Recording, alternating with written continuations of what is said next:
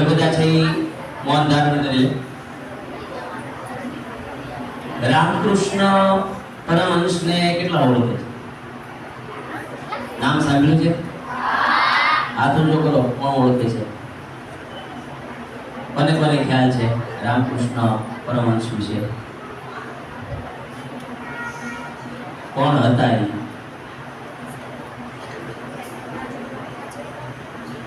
આ પાડી પણ પછી હાથ ઊંચો ન થયો। અને આ જે સૌથી મોટી આપણી તકલીફ છે કે આપણે ભણ્યા હોય, સાંભળ્યું હોય, પણ એનું મહત્વ છે એ ન જાણ્યું। નરેન્દ્ર દત્તને કેટલા ઓળખે છે? નરેન્દ્ર દત્ત, આ નરેન્દ્ર દત્ત છે, રામકૃષ્ણ પરમહંસે નરેન્દ્ર દત્તને છે ને સ્વામી વિવેકાનંદ બનાવ્યો। અને એ સ્વામી વિવેકાનંદ એ શિકાગોની અંદર જાય, ધર્મ પરિષદ હતી, વિશ્વના તમામ ધર્મના મોટા મોટા મહાનુભાવો ત્યાં આવ્યા હતા। ત્યાં માત્ર 5 મિનિટનું ભાષણ છે એ કરવાનો એને સમય મળ્યો હતો। ત્યાં જઈને એણે પોતે ભારતના વિશે, ભારતીય ધર્મ વિશે, ભારતીય સંસ્કૃતિ, સનાતન ધર્મ વિશે છે જે સંભાષણ કર્યું અને એના કારણે વિશ્વ આખાની અંદર 19મી સદીની અંદર સનાતન ધર્મ છે આખા વિશ્વની નજરે છે એ આવ્યો અને ભારત દેશની છે એ મહત્વતા છે એ વધી વિશ્વ આખા। આવું રામકૃષ્ણ પરમહંસના નામ ઉપરથી સ્વામી વિવેકાનંદે જે મિશનની સ્થાપના કરી, રામકૃષ્ણ મિશન, એમાંથી આ સાહેબ ડૉક્ટર અભિષેકભાઈ એમએડ સુધીના અભ્યાસ કરેલો ને ભાવનગરની ફાતિમા સ્કૂલની અંદર છે એ ત્યાં ભણાવે છે અને આ રામકૃષ્ણ મિશન છે એના અન્વયે છે જુદી જુદી સ્કૂલોમાં છે વિવેકાનંદના જે સદગુણો છે એનાથી ભારતીય સંસ્કૃતિ સભ્યતાને ફરીથી પાછી છે આપણે કેવી રીતે ઉજાગર કરી શકીએ એના પ્રયત્નો માટે છે એ કાર્યશીલ છે। તો અભિષેકભાઈ ગોહિલને હું વિનંતી કરીશ કે તેઓ માજીરાજ હાઈસ્કૂલ વતી અમે એને આવકારીએ છીએ અને આજે તમે અમારી દીકરીઓને છે આપવા લાયક છે એ જ્ઞાન છે એ આપી અને એની અંદર છે વધુ એક છે સારી બાબત છે એ આવે એવા પ્રયત્ન કરશો।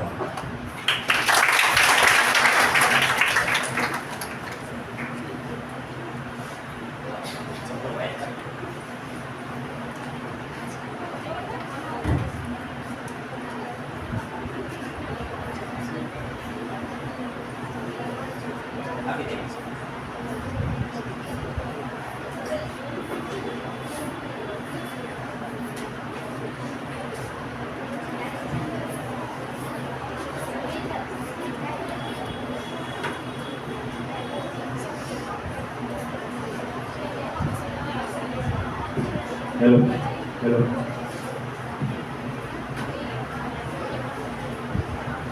હેલો અવાજ સંભળાય છે?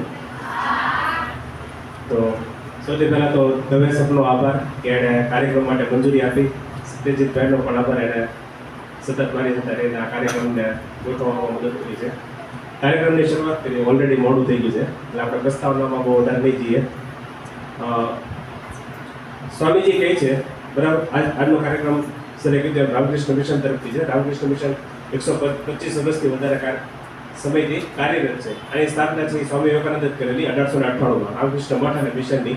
મઠની અંદર સાધુઓ રહે પણ સાધુઓ સમાજની અંદર એને સમાજની અંદર જાગૃતિ લેવાનું કામ કરે, જ્યાં જ્યાં સમાજમાં જે તકલીફ હોય એને દૂર કરવાની કોશિશ કરે। મિશન છે એની અંદર જે ગૃહસ્થો છે જેણે લગ્ન કરેલા છે પણ જે પોતાનો સમય છે એ સમાજને આપવા માટે કોશિશ કરે છે અને સમાજના ઉત્કર્ષને આગળ લઈ જવા માટે કોશિશ કરે છે, એની માટે મિશન છે। તો એની જે સ્થાપના છે સ્વામીજી 1898માં કરેલી અને કેટલા બધા વર્ષોથી કાર્ય કરે છે। હું પોતે આ સંસ્થામાં 11 વર્ષથી જોડાયેલો છું। આ તમારી શાળાનો 162મો કાર્યક્રમ છે। શાયદથી તમારામાંથી કોઈ એકાદ બે બહેનો એ બધા જોયો પણ હોય, કારણ કે એની શાળામાં પણ હું આવી ગયેલો હોય બરાબર। દૂર દૂરના ગામડામાંથી બધા બહેનો આવતા હોય. તો કાર્યક્રમની શરૂઆત કરીએ. સ્વામીજી કહે છે કે બે બહેનો છે. કેટલા? બે બહેનો છે. એક બેન છે એણે દુનિયાના બધા પુસ્તકો વાંચી નાખ્યા. શું કર્યું? દુનિયાના બધા પુસ્તકો વાંચી નાખ્યા. બીજી દીકરી છે એણે ખાલી 5 જ વસ્તુ વાંચી. કેટલી? 5. તો સ્વામીજી શું કહે છે કે કોની પાસે વધારે બુદ્ધિ, જ્ઞાન ને આવડત હશે? એ વ્યક્તિ પાસે કે જેણે દુનિયાના બધા પુસ્તકો વાંચી નાખ્યા એને, કે જેણે ખાલી 5 જ વસ્તુ વાંચી છે, પોતાના જીવનમાં ઉતારવાની કોશિશ કરી છે એની પાસે? તો સ્વામીજી કહે છે કે જેણે ખાલી પોતાના જીવનમાં 5 વસ્તુ વાંચી છે અને પોતાના જીવનમાં ઉતારવાની કોશિશ કરી છે એની પાસે વધારે બુદ્ધિ, જ્ઞાન ને આવડત હશે. તો આજે આપણે કેટલી વસ્તુ શીખશું? 5. પહેલી વસ્તુ છે આત્મશ્રદ્ધા. શું છે? આત્મશ્રદ્ધા. આત્મશ્રદ્ધા એટલે શું? તો શ્રદ્ધા, ઘણી બધી દીકરીઓનું નામ હોય. શ્રદ્ધા એટલે શું થાય? બોલો. શ્રદ્ધા એટલે ખૂબ સરસ, વિશ્વાસ. શ્રદ્ધા એટલે વિશ્વાસ થાય અને આત્મશ્રદ્ધા એટલે પોતાની જાતમાં વિશ્વાસ.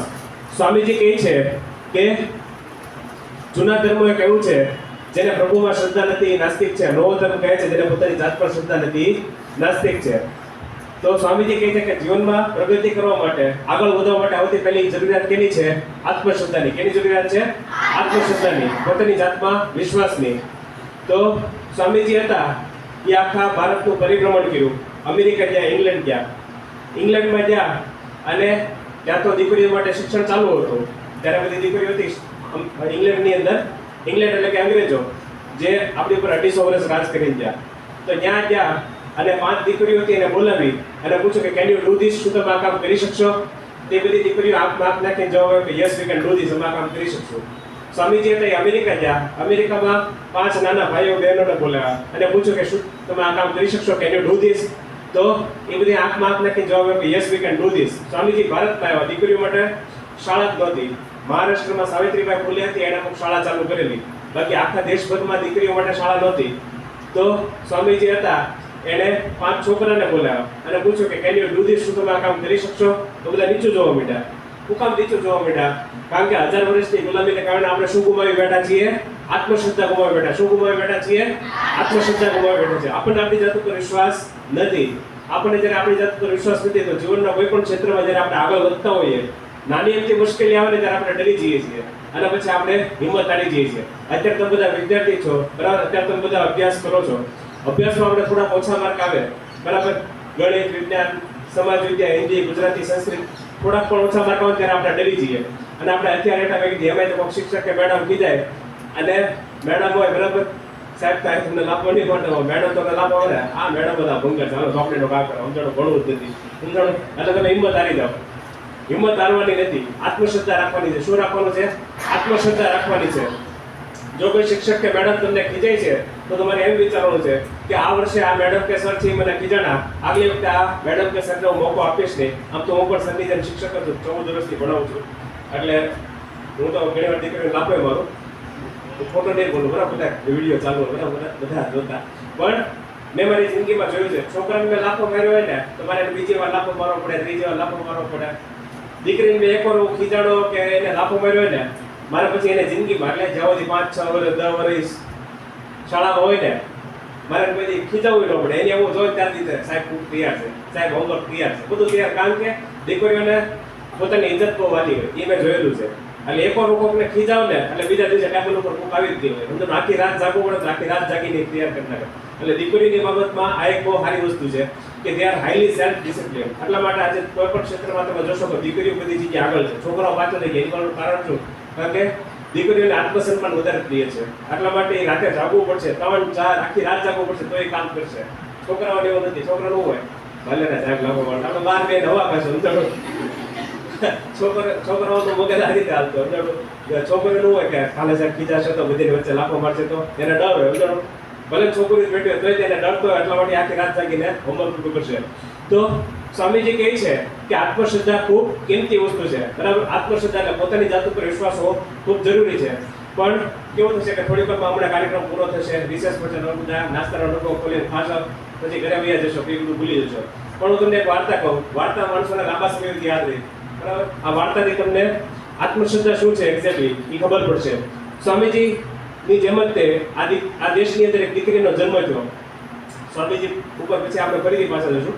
તો આપણે એક બોલને વાર્તા કોઈ આ દેશની એક સ્ત્રીની જેને આત્મશ્રદ્ધાથી આખા ભારત દેશનો ઇતિહાસ બદલી નાખ્યો. તો એક છોકરી છે એનો જન્મ 19 ઓગસ્ટ 1950 ના દિવસે આ દેશની અંદર દક્ષિણ ભારતમાં થયો. પહેલેથી જ આ દીકરી હતી ભણવામાં ખૂબ હોશિયાર, પહેલેથી પહેલો નંબર જ આવે. તો 1 થી 10 ધોરણ હતું એ કન્નડ ભાષામાં ભણેલી. આપણે ગુજરાત રાજ્યમાં છીએ તો આપણી માતૃભાષા કઈ છે? ગુજરાતી. તો આ જે દીકરી હતી એનો જન્મ કર્ણાટક રાજ્યમાં થયો. નાની જે લોકલ લેંગ્વેજ છે બરાબર, માતૃભાષા એ કન્નડ ભાષા છે. તો આ દીકરી હતી 1 થી 10 ધોરણમાં કન્નડ ભાષામાં ભણી. એ છોકરીને સૌથી પહેલો જીવનમાં પ્રેમ કન્નડ ભાષા સાથે થયો. એને એમ થયું કે આ જે ભાષા છે એ કેટલી મહાન છે, આની અંદર કેટલા બધા કવિ, લેખક, સાધુ, સંતો, મહંતો કેટલા બધા પુસ્તકો લખેલા છે, કેટલા બધા સારા પુસ્તકો છે. તો 11-12 ધોરણ હતું એણે અંગ્રેજી માધ્યમમાં કર્યું. પછી કોલેજમાં જવાનો સમય થયો. 1968 નું વર્ષ હતું. 18 વર્ષની ઉંમર થઈ આ દીકરીની. ત્યારે એના પિતાએ એક દિવસ એને પૂછ્યું કે તારે શું બનવું છે? તો એ છોકરી એવું કીધું કે મારે શું બનવું છે? એન્જિનિયર બનવું છે. શું બનવું છે? એન્જિનિયર. આજે પણ તમે જોશો તો એન્જિનિયરમાં છોકરીઓ બહુ ઓછી જાય. મોટાભાગે ડોક્ટરમાં જાય, નર્સમાં જાય, જીએનએમ, એએનએમ આવા બધા જે કોર્સિસ છે એમાં છોકરીઓ વધારે જાય. પણ જેમ જેમ આપણો દેશ પ્રગતિ કરે છે, જેમ જેમ દીકરીઓની અંદર વધારે ચેતના આવતી જાય છે, જાગૃતિ આવતી જાય છે, એમ દીકરીઓ એવા ક્ષેત્રમાં જઈ રહી છે કે જે આજ સુધી વણખેડાયેલા છે. બરાબર. તો આજે છોકરી તેને કીધું 1968 ની વર્ષમાં, આજથી લગભગ 50 વર્ષ પહેલા, બરાબર, કે મારે એન્જિનિયર બનવું છે. તેના ઉપર કે એન્જિનિયર થોડું બને, ડોક્ટર બન, નર્સ બન. પણ આ છોકરી હોશિયાર વિદ્યાર્થી નહીં, કોઈનું માને નહીં. એ કે ગમે એ થાય, મારે એન્જિનિયર જ બનવું છે. કારણ કે એન્જિનિયરિંગમાં કોઈ છોકરી જાય જ નહીં, બરાબર. બધા છોકરા હોય કોલેજમાં. એના પપ્પા કંટાળી ગયા. એના પપ્પાએ, મમ્મી, એના મામા, ફૂઈ, ફુવા બધીને કીધું કારણ છોકરીને સમજાવો કે ડોક્ટર બને, નર્સ બને, એન્જિનિયર ન બને. બધા સમજાવ પડી, છોકરી નો. જેના પપ્પાએ છેલ્લા કંટાળીને ફોર્મ ભર્યું. પહેલા ધડાકે એડમિશન મળી ગયું. શું કામ? કારણ કે પહેલેથી છોકરી હોશિયાર જ હતી ભણવામાં. પહેલા ધડાકે એડમિશન મળી ગયું. આચાર્ય કેમ તમારે દવેસર છે એની જે આચાર્યને મળવા જઈને કીધું કે મારી એકની એક દીકરી છે, તમે ખૂબ ધ્યાન રાખજો. આચાર્ય કીધું કાંઈ વાંધો નહીં, અમે અલગથી એક રૂમ આપી દઈશું. કારણ કે આખી જે કોલેજ હતી એ બધા છોકરા હતા, છોકરી કોઈ હતી જ નહીં. તો છોકરીઓ માટે ટોયલેટની વ્યવસ્થા નહીં, વોશરૂમની વ્યવસ્થા નહીં, પીવાના પાણીની વ્યવસ્થા નહીં, અલગ રૂમની વ્યવસ્થા નહીં, બેઠક વ્યવસ્થા નહીં, કાંઈ નહીં. તો આચાર્યને કીધું, પહેલો દિવસ હતો એ ડેન્જર ગયા, બરાબર, પહેલો લઈને તો એ જે રૂમ આપ્યો તો એ કાંઈ સાફ નતો કર્યો. એ દીકરીના જ્યારે અંદર ગયા ત્યારે ઓલો ફટાફટ હાવડી લઈ લાવો કે લાવો કે રોજ સાફ કરી નાખો. પછી કે લાવો મને આપી દો. પછી એને ત્યાં હાવડી લીધી અને પોતું લીધું અને સાફ કર્યું. પછી પોતાનો થેલો રાખ્યો, ઘંટ વાગ્યો, બરાબર, બેલ વાગ્યો અને પહેલો પીરિયડ ચાલુ થયો. એ બેન જ્યારે વર્ગખંડની અંદર ગયા ત્યારે જેમના છોકરા હતા, છોકરા તો પેલા છોકરીને જોઈને કોઈ એલિયન આવ્યો, બરાબર, ચંદ્ર ઉપરથી એની જેમ એ તો 300 નવી દવાઈની ભરવાવાળી હાલ તો નીકળાય છે બહાર, બરાબર. કોકે ગાળો દીધી, કોકે દુપટ્ટા ખેંચ્યા, કોકે ટેકડી ઉડાડી, મજાક ઉડાડી, કોકે પાછળથી પ્લેને ઉડાડી અમદાડું. અને જેવી છોકરી બેસો કે ને એવું પાટી ઉપર પાણી ઢોળતી હતું, એટલે લઈ ગયા. પણ એ છોકરી એક પણ શબ્દ ન બોલી. આવું 1 દિવસ, 2 દિવસ, 3 દિવસ, 4 દિવસ, 5 દિવસ, 6 દિવસ, 1 મહિનો, 2 મહિના, 3 મહિના, 12 મહિના થયું. પણ એ છોકરી એક પણ શબ્દ ન બોલી. 12 મહિના પછી જ્યારે પરિણામ આવ્યું તો એ જે છોકરી છે એનો કોલેજમાં નહીં પણ આખી યુનિવર્સિટીમાં પહેલો નંબર આવ્યો. આખી યુનિવર્સિટીમાં કેટલી બધી કોલેજ હોય, બરાબર. તો એ દીકરીનો આખી યુનિવર્સિટીમાં પહેલો નંબર આવ્યો. અને જ્યારે એના દરવાજાની અંદર પગ મૂક્યો ત્યારે જે બધા છોકરા એને ગાળો દીધી હતી, મશ્કરી કરી હતી, મજાક ઉડાડી હતી, એ બધા છોકરા એને સલામ કરી કે ધન્યવાદ છે તને કે તું કોઈ હિંમત ન હારી. આજે હિંમત ન હારવી, બરાબર, છેલ્લે સુધી લડત આપવી. એનું નામ શું છે? આત્મશ્રદ્ધા. શું છે? આત્મશ્રદ્ધા. પોતાની જાત ઉપર વિશ્વાસ. ખાલી એટલું જ નહીં, એને પછી જે બધા મશ્કરી મજાક ઉડાડતા હતા એ બધા એના પાકા મિત્રો બન્યા. અને જ્યારે કાંઈ પણ એને ભણવામાં તકલીફ હોય એ બધા છોકરાઓ એની પાસે આવતા, પછી એના આખી જિંદગી મિત્ર બન્યા. અત્યારે તો એ કોલેજ છે, યુનિવર્સિટી બની ગઈ, બરાબર. અને આટલું જ નહીં, પછી એને માસ્ટર ડિગ્રી પૂરું કર્યું ઇન્ડિયન ઇન્સ્ટિટ્યૂટ ઓફ સાયન્સીસ બેંગ્લોરમાંથી, IISc બેંગ્લોર, બરાબર. તમે બધા સાયન્સ, કોમર્સ, આર્ટ્સમાં આવશો તો સાયન્સમાં હો, તમારે આગળ જવું હોય તો આ દેશની ટોપ 100 સંસ્થા, એટલે આખી દુનિયામાં ટોપ 100 માં 98મો નંબર જે છે એનો કોનો આવે છે? IISc Bangalore, Indian institute of sciences Bangalore. જો એની અંદર તમને એડમિશન મળે તો તમારું જીવન સુધરી ગયું. કારણ કે ત્યાં તમે એકવાર ફોર્મ પેપર એટલે ગેરંટી છે કે તમારું ભવિષ્ય તમે લખી નાખ્યું. તો આ જે બેન હતા એને IISc બેંગ્લોરમાંથી એ સમયે કોમ્પ્યુટર સાયન્સની અંદર માસ્ટર ડિગ્રી કરી. જ્યારે કોમ્પ્યુટર હું એ પણ ખબર નહોતી. અત્યારે તો બધા મોબાઈલ આવી ગયા, લેપટોપ આવી ગયા, ટેબ્લેટ આવી ગયા. કોલેજની સ્કૂલની અંદર કોમ્પ્યુટર લેબે હોય છે. પણ આ હું તમને 1900 કયા સાલની વાત કરું છું? 1960ની વાત કરું છું, 1970ની વાત કરું, 1968 થી 70 એને લગભગ બેચલર ડિગ્રી લીધું, પછી માસ્ટર ડિગ્રી. તો ત્યારની વાત છે જ્યારે કોઈને કોમ્પ્યુટર શું કહેવાય ખબર નહોતી. એ પૂરું થઈ ગયા પછી એના લગ્ન થાય છે, બરાબર. એને સૌથી પહેલા નોકરી મળે છે. નોકરી મળે છે ટેલ્કોની અંદર. ટેલ્કોનું નવું નામ છે ટાટા મોટર્સ. ટાટા મોટર્સની તમે સાહિત્ય ઘણી બધી જગ્યાએ ગાડીઓ જોઈએ છે બરાબર, ટાટા ટિયાગો, ટાટા ટીગોર બરાબર. તો એનું જૂનું નામ છે ટેલ્કો. આ બેનને જ્યાં નોકરી મળી એને જોયું કે દીકરીઓ માટે, બહેનો માટે આ કંઈ સુવિધા જ નથી. બહેનો માટે પેન્ટ્રીની સુવિધા નથી, બહેનો માટે પીવાના પાણીની સુવિધા નથી, બહેનો માટે વોશરૂમની સુવિધા નથી. એને ટેલ્કોના જે માલિક હતા બરાબર, JRD ટાટા, એના પત્ર લખ્યો કે તમે નોકરી તો રાખી પણ આ બહેનો માટે કઈ સુવિધા નથી. એની જગ્યાએ જો કોઈ બીજી છોકરી હોત એને એવું વિચાર્યું હોત કે તું પત્ર લખીને તો નોકરીમાંથી કાઢી નાખશે, પણ આ છોકરીને એવી કઈ પડી નથી. એને કીધું કે ગમે તે આપણે પત્ર તો લખવો જ છે. એને પત્ર લખ્યો એના માલિકને. ત્યારે ટાટાની અંદર એક 95 કંપની કામ કરતી હતી. કેટલી? ટાટા ગ્રુપની અંદર અત્યારે 150 થી વધારે કંપની કામ કરી ટાટા ગ્રુપની અંદર. પણ આ 1975 ની આસપાસની વાત છે. ત્યારે આ બેને પત્ર લખ્યો. ત્યારે ટાટા ગ્રુપની અંદર 95 જેટલી કંપની કામ કરતી હતી. એના માલિકે સામે પત્ર લખ્યો. એના માલિકે શું લખ્યું છે? એના માલિકે લખ્યું મને માફ કરી દેજો, અમારી બહુ મોટી ભૂલ થઈ ગઈ. તો વિચાર કરો, જેની દુનિયામાં ડિમાન્ડ છે બરાબર, JRD નું નામ આખી દુનિયામાં વિશ્વમાં ફેમસ હતું કે એને ભારત દેશની અંદર ગરીબી દૂર કરી, ઇન્ડસ્ટ્રીલાઇઝેશનને વેગ આપ્યો. એ વ્યક્તિ માફી માંગી છે એક છોકરીની, એક બહેનની. હું કામ? કારણ કે એને જે વાત નથી સાચી હતી. એને માફી માંગી કે મને માફ કરી દેજો કે અમે તમને નોકરી રાખ્યા પણ તમારી માટે એક સુવિધા અમે લાગુ કરી શક્યા નથી બરાબર. ટાટા કંપની એક જ એવી કંપની છે કે જેની અંદર જો તમે બ્લડ ડોનેટ કરો, લોહીનું દાન કરો તો તમને 1 દિવસની રજા મળે. ભારત દેશમાં બીજી એક એવી કંપની નથી કે જ્યાં તમે લોહીનું દાન કરો તો તમને 1 દિવસની રજા મળે બરાબર, ફ્રીલી. એકવાર રતન ટાટાને પૂછું, JRD ટાટા પછી જેના માલિક બને એને પૂછું કે તમે બધાને 1 દિવસની છુટ્ટી આપો તો અમુક તો કામચોર બની જાય, અમુકને કામ જ ન પૂછો. JRD ટાટા એવું કીધું કે મને એની કાંઈ બહુ વધારે નથી પડી. મને શું પડી છે કે જે એને લોહી દાન આપેલું છે બરાબર, એમાં એ જે લોહી છે એ કોઈક સમાજને એવી વ્યક્તિને મળશે કે જે નવજીવન પામશે. અને નવજીવન પામશે એટલે કેટલા બધા કલાકો, એ એક જ દિવસ રજા ઉપર રહેશે, એમાં 24 જ કલાકો. એક માણસને નવજીવન મળ્યું, એ 30 વર્ષ 40 વર્ષ જીવશે તો 30-40 વર્ષમાં કેટલું કામ કરશે? હું એ દ્રષ્ટિએ વિચારું છું. તો JRD ટાટા હતા બરાબર, રતન ટાટા પહેલા, એને કીધું, એને માફી માંગી કે મને માફ કરી દેજો. અને પછી આખા ભારત દેશમાં ટેલ્કોના જેટલા પણ પ્લાન્ટ્સ હતા ત્યાં બહેનો માટે બધી સુવિધા ઊભી કરી. ખાલી એટલું જ નહીં, 1976 સાલમાં આ બેનના લગ્ન થઈ ગયા હતા. એક દિવસ એનો પતિ એની પાસે આવે છે અને કહે છે કે આજે મેં નોકરી મૂકી દીધી. તો આજે છોકરી તેને એવું કીધું, કાંઈ વાંધો નહીં, ભલે નોકરી મૂકી દીધી, આપણે પૈસા માટે પાગલ નથી થવું બરાબર. આપણે થાળીમાં એક રોટલી હોય તો આપણે શાંતિથી જશું. પણ એનો પતિ એને એમ કહે છે કે મારે કંપનીની શરૂઆત કરવી છે. શું કરવું છે? કંપનીની શરૂઆત કરવી છે. તો એ છોકરી તેને પૂછે કે પૈસા ક્યાંથી આવશે? તેને કીધું હું લોન લઈશ. તો એ છોકરી એવું કીધું, ના હું તમને મદદ કરીશ. છોકરીનો સ્વભાવ કેવો હોય? છોકરા છોકરીઓ હોય ને, બે ભગા બેન હોય, બેને 10-10 રૂપિયા આપે મૂવી ઉપર, તો છોકરાને ભૂખ લાગે એટલે 10 રૂપિયા આપી દે. છોકરીને કેવું હોય, બહુ ભૂખ લાગે તો 5 રૂપિયા વાપરે, 5 રૂપિયા બચાવે. તો આજે છોકરી હતી ને એને નાનપણથી 10,250 રૂપિયા બચાવેલા, 26 વર્ષની ઉંમર હતી. એમાંથી 10,000 રૂપિયા આ એ સમયની વાત છે. 1 રૂપિયામાં તો પિક્ચરને જેવા હતા, રિક્ષા ભાડું આપી દેતા, નાસ્તો આપી દેતા, ત્યારે પૈસા વધતા. ત્યારે હોંગોરીના દિવસો હતા, સમજાણું? તો એ સમયની વાત છે. ત્યારે આ બેન હતા, આજે છોકરી હતી, એને 10,000 રૂપિયાની મદદ કરી પોતાના પતિને. એમાંથી કંપનીની શરૂઆત થઈ. અને આજે કંપની દુનિયાના 70 થી વધારે દેશોમાં કામ કરે છે. 4 લાખથી વધારે માણસો કામ કરે છે. એમાંથી 3 લાખ માણસો આપણા દેશમાં કામ કરે છે, 1 લાખ માણસો બીજા દેશમાં કામ કરે છે. તો આ બધું શક્ય કેને કારણે થયું? આત્મશ્રદ્ધાને કારણે. કેને કારણે શક્ય થયું? આત્મશ્રદ્ધાને કારણે. પોતાની જાત ઉપર વિશ્વાસ હોય એને કારણે. આ બેન ખાલી ત્યાં જ નો અટકે. મેં તમને કીધું હતું કે 1 થી 10 ધોરણમાં છોકરી ભણી ત્યારે એને કન્નડ ભાષા સાથે પ્રેમ થયો. એને 30 થી વધારે પુસ્તકો લખેલા છે બરાબર. અને 200 થી વધારે છાપા હોય ન્યૂઝપેપર બરાબર. એની અંદર હેડ કોલમિસ્ટ છે. હેડ કોલમિસ્ટ એટલે કે કટાર લેખક કહેવાય એને આપણે. તો 30 થી વધારે પુસ્તકો લખેલા છે. એમાંથી 16 થી વધારે પુસ્તકો તો મેં પોતે વાંચેલા છે. તો આ જે બેન છે એનું નામ શું છે? સુધા મૂર્તિ. શું નામ છે? સુધા મૂર્તિ. એના પતિનું નામ છે નારાયણ મૂર્તિ. અને એની જે કંપની છે એનું નામ છે ઇન્ફોસિસ. 1996 ની અંદર ઇન્ફોસિસ ફાઉન્ડેશનની સ્થાપના કરી સુધા મૂર્તિએ બરાબર. અને એ ફાઉન્ડેશન કામ કેની માટે કરે?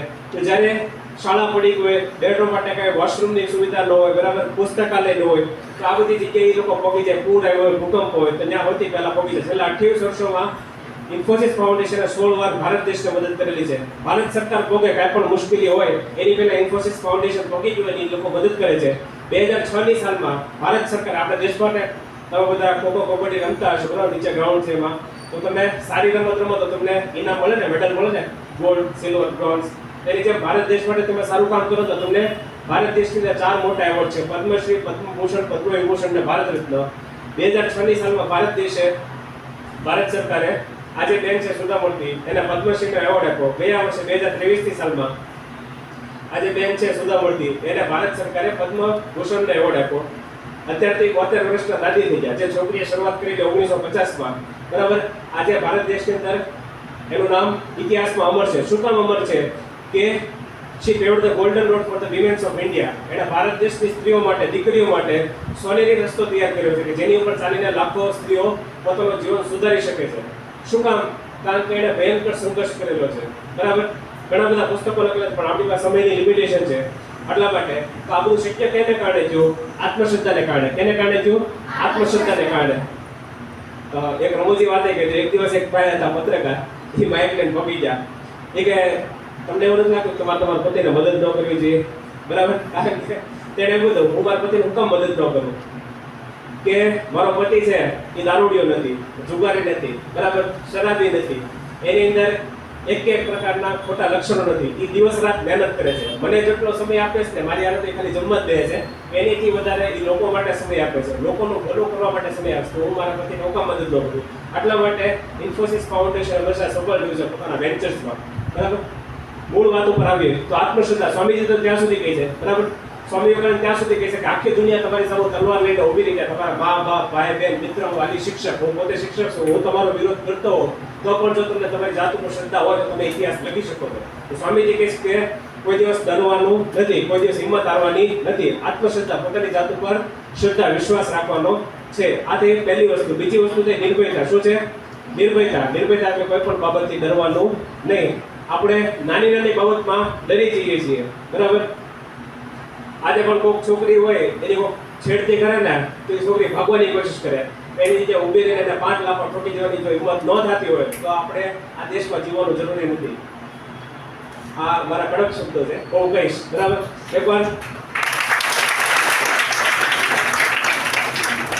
એકવાર એટલે હું ઘણી બધી દીકરીઓને ભણાવતો હોય તો હમણાં હું 10મા ધોરણમાં ભણાવતો હતો ને તો એને મારે ભણાવવામાં આવ્યું ગાંધીજીનું એક પુસ્તક. તો ગાંધીજી અને સરદાર વલ્લભભાઈ પટેલ બાજુમાં બેઠા હતા યરોડા જેલમાં સમજણ. તો એક બેને પત્ર લઈ ગયો, એક છોકરો છે ને મારી છેડતી કરે છે, તો હું જ્યાં હું અહિંસા એના પગમાં પડી જાઉં તો ગાંધીજી આમે પત્ર લઈ ગયો. સરદાર વલ્લભભાઈ પટેલ જ્યાં બેઠા હતા, સરદાર વલ્લભભાઈ પટેલ તો એકદમ આયરન પર્સન, એ તો જીવે તો જીવનવાનો તો ગણકારે નહીં. ગાંધીજીએ પત્ર લઈ ગયો કે જ્યારે તમારે કોઈ છેડતી કરે ને એ અહિંસામાં માનતા ગાંધીજી, તમને બધાને ખબર જ હશે. ગાંધીજીએ લખ્યું કે જ્યારે તમારે કોઈ છેડતી કરે તો તમારા હાથમાં પેડ હોય, પેન્સિલ હોય, જે કાંઈ પણ હોય ને એને તેને મારી તોડી નાખો અને એને ભગાડી દો. આ ગાંધીજીના શબ્દો છે, મારા શબ્દો નથી, બરાબર. તો એ ગાંધીજીના શબ્દો હતા. તો જ્યારે પણ કાંઈક ખોટી ઘટના બને છે ત્યારે એમાંથી ભાગવાની કોશિશ નથી કરવાની, પણ એનો સામનો કરવાનો. શું કરવાનો છે? સામનો કરવાનો છે. આપણે બીજા મુદ્દામાં છે નિર્ભયતા, બરાબર. આખા આજે નિર્ભયતા મુદ્દામાં એવા ઘણા બધા એવા પ્રસંગો આવશે, તમને ખબર પડશે કે જ્યારે મુશ્કેલી આવે ત્યારે ભાગવાનું નથી. તો સ્વામીજી કહે છે કે જ્યારે મુશ્કેલી આવે ત્યારે એનો સામનો કરો, ભાગો નહીં. સ્વામીજી હતા એનો જન્મ હતો 12 જાન્યુઆરી 1863ના દિવસે થયેલો, બરાબર. 1984માં ઇન્દિરા ગાંધીની સરકાર હતી. એણે જોયું કે ભારત દેશમાં યુવાનોની સંખ્યા વધારે છે, તો યુવા દિવસ કઈ તારીખે બનાવો? તેઓ કયો વ્યક્તિ છે કે જે આદર્શ હોઈ શકે? તો છેલ્લા 5000 વર્ષનો ઇતિહાસ જોયો તો એક જ વ્યક્તિનું નામ આવ્યું, સ્વામી વિવેકાનંદનું. શું કામ સ્વામી વિવેકાનંદ નામ આવ્યું? કારણ કે સ્વામી વિવેકાનંદનો જન્મ 1863માં થયો.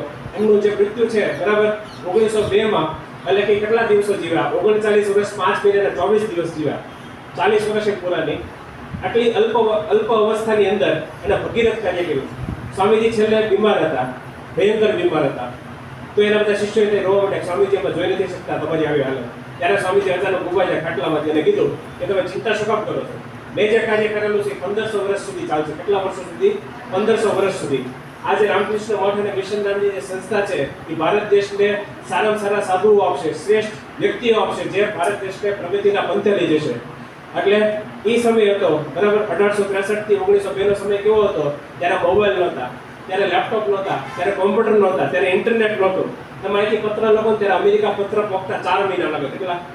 એ સમયે સ્વામીજીએ વીજળી ગતિથી કાર્ય કર્યું. કેવી ગતિથી? વીજળી ગતિથી. તમે વિચાર કરો, સ્વામીજી જ્યારે ભારતમાંથી અમેરિકા જાય ને ત્યારે પોતાના પગ ઉપર ચાલી જતા. 4 વર્ષ એ વ્યક્તિ આટલો બધો પુરુષાર્થ કર્યો કે જ્યારે એ વ્યક્તિ પાછા આવ્યા 34 વર્ષની ઉંમરે ભારત દેશની અંદર, ત્યારે લાકડીના ટેકે હાલતા હતા. એ માણસે પોતાનું શરીર કેટલું ઘસી નાખ્યું છે આપણા દેશ માટે. સ્વામીજીને જ્યારે સુવા માટે રૂમ આપ્યો, બરાબર, શિકાગો વિશ્વ ધર્મ પરિષદની અંદર, આપણી વિશ્વ ધર્મ પરિષદની તો વાત જ નહીં કરી, આપણી વાત સમય છે. જ્યારે સુવા માટે રૂમ આપ્યો ત્યારે સ્વામીજીની આંખમાંથી આંસુ નીકળવા માંડ્યા. સ્વામીજી કહે કે મારા દેશવાળા, બરાબર, મારા દેશના બહેનો અને ભાઈઓ જેને ભયંકર ગરીબીમાં સબળે છે, એ લોકો પાસે પહેરવા માટે કપડાં નથી, ત્યારે આ લોકો મને સુવા માટે ગાદી આપી. એટલે સ્વામીજી સુઈ લો છે, આખી રાત રોતા ગયા કે મારા ભારત દેશનું કલ્યાણ કેવી રીતે થશે. એટલે 1984માં ભારત દેશની સરકાર હતી, એને વિચાર્યું કે ભારત દેશને યુથ આઇકોન, બરાબર, યુવાનો માટે આદર્શ એક જ વ્યક્તિ હોઈ શકે, અને કોણ છે? સ્વામી વિવેકાનંદ. તો સ્વામીજી હતા, એનો જન્મ 12 જાન્યુઆરી 1863 ના દિવસે થયો. એટલે ભારત દેશમાં આપણે યુવા દિવસને ક્યારે ઉજવીએ છીએ? 12 જાન્યુઆરી 1863 19માં દર વર્ષે 12 જાન્યુઆરી ઉજવીએ છીએ. સ્વામીજી તેનું નાનપણનું નામ નરેન્દ્રનાથ, સરે શરૂઆતમાં કીધું, બરાબર, કાર્યક્રમ ચાલુ થયો કે નરેન્દ્રનાથ દાદા એટલે કોણ? સ્વામી વિવેકાનંદ. તો સ્વામીજીનું નાનપણનું નામ નરેન્દ્ર, એના મમ્મીનું નામ ભુવનેશ્વરી દેવી, એના પપ્પાનું નામ વિશ્વનાથ દત્ત, એના પિતા બહુ મોટા વકીલ હતા, બરાબર. આખા ભારતમાં કોઈ પણ મોટો કેસ લડવાનો તેના પિતાને સૌથી પહેલા કન્સલ્ટ કરવામાં આવે. એના મમ્મી હતા, એનું નામ ભુવનેશ્વરી દેવી. હવે એના મમ્મી હતા ને, એ નાનપણથી જ રામાયણ મહાભારતની વાર્તા કહે, એને કોઈ દિવસ ભૂતની વાર્તા ન કહે. એટલે સ્વામીજી હતા ને નરેન્દ્રનાથ, એકવાર ઝાડવા ઉપર હિંચકા ખાતા હતા. ઝાડવા ઉપર હિંચકા ખાતા હતા ને, આ તમે બધા 9મા વાળા છો, 9, 10, 9મા ને 11મા વાળા, તમે બધા જ્યારે ચોથા પાંચમા ભણતા છો ત્યારે પાઠ આવતો હોય, ત્યારે પાઠ્યપુસ્તક બધા બદલાઈ ગયા છે. તો ચોથા ધોરણમાં પહેલા એક પાઠ આવતો, નાનો નરેન્દ્ર, બરાબર, એ તમે સાહિત્યની વાત સાંભળેલી છે. તો જે નરેન્દ્ર હતો એ ઝાડવા ઉપર ચડી ગયો, હિંચકા ખાતો હતો. તો બાજુમાં એક દાદા હતા, એ આવ્યા, એ નરેન્દ્ર હેઠો ઉતરી જા. તો નરેન્દ્ર તો હેઠા ઉતરી ગયા અને પૂછ્યું કે કેમ દાદા, ઝાડવા ઉપર કેમ નહીં ચડવાનો? એ દાદા કીધું, ઝાડવા ઉપર તો ભૂત રહી છે. શું રહી છે? ભૂત, બ્રહ્મ રાક્ષસ રહી છે, એ તારી ડોક મરડી રાખશે. હવે નરેન્દ્રએ જીવનમાં કોઈ ભૂત વિશે સાંભળેલું નહીં, કારણ કે એના મમ્મી હતા ભુવનેશ્વરી દેવી, એને તો હંમેશા એને રામાયણ મહાભારતની જ વાર્તા કીધેલી. 7 વર્ષની ઉંમર તો નરેન્દ્રને આખું રામાયણ મહાભારત મોઢે હતું, શ્લોક છે. તો નરેન્દ્રને નવાય લાગે, ભૂત વળી કેવું હોય? એના દાદાને પ્રશ્ન પૂછ્યો, ભૂત ક્યાં રહે છે, કેવા કપડાં પહેરે છે, શું ખાય છે? તો ઓલા દાદા હતા, એ નરેન્દ્ર ડરાવે, દાદા ડરી ગયા, કાને મેં કીધું ભાગો. દાદા જેવા ગયા ને નરેન્દ્ર પાસે ઝાડવા ઉપર ચડી ગયા, નીચકા ખાવા માંડ્યા. જેના બધા ભાઈબંધ હતા હરીની, એ રાડ્યું પાડવાનું કે હે નરેન્દ્ર હેઠો ઉતરી જા, ઝાડવા ઉપર ભૂત રહી છે. તો નરેન્દ્રએ કીધું કે ઝાડવા ઉપર ભૂત કઈ રહેતું નથી, હું નાનો હતો ત્યારથી આ ઝાડવા ઉપર હિંચકા ખાઉં છું, પણ આજ સુધી મેં મારી આંખે કાંઈ જોયેલું નથી. આ ઘટના પરથી સ્વામીજી એમ કહે છે, જ્યારે શિકાગો વિશ્વ ધર્મ પરિષદમાં ન્યુયોર્કમાં, બરાબર, સિસ્ટર્સ ક્લબ હતું, બહેનોની સભા હતી, તો ત્યાં સ્વામીજીએ કીધેલું કે પોપટાપ કે એટલે માની ન લો, ચકાસો. શું કરો? ચકાસો, બરાબર. આપણી અંદર ચકાસવાની શક્તિ નથી. શું કામ? કારણ કે આપણે ડરપોક છીએ. ચકાસણી કરવા માટે નીડર બનવું પડે. શું બનવું પડે? નીડર બનવું પડે. કોઈ પણ વ્યક્તિને ચકાસવી તો એની માટે નીડર બનવું પડે. તો સ્વામીજી કહે છે કે ચકાસો, બરાબર. તમારી વિજ્ઞાનની પાઠ્યપુસ્તકમાં લખેલું હોય 9મા ધોરણની, ગ્લુકોઝ, બરાબર, C6H12O6 કા પછી હાઇડ્રોક્લોરિક એસિડ HCl લખેલું હોય, એટલે માની નહીં લેવાનું, ચકાસવાનું. શું કરવાનું? ચકાસવાનું. હાઇડ્રોક્લોરિક તમારી વિજ્ઞાનની પ્રયોગશાળા છે, એમાં જવાનું, રકાબીનો ટુકડો લેવાનો, ડ્રોપર લેવાનું, અને એ ડ્રોપરથી તમારે રકાબીમાં હાઇડ્રોક્લોરિક એસિડ નાખવાનું, એમાં આગ લગાડવાની. આગ લગાડીને તમે જોવાનું કે એમાંથી કેવો ધુમાડો નીકળે છે, પીળો ધુમાડો નીકળે છે, સફેદ ધુમાડો નીકળે છે, ઠંડી ઉત્પન્ન થાય છે, ગરમી ઉત્પન્ન થાય છે. આ તમે જોશો ત્યારે તમને જ્ઞાન મળશે. શું મળશે?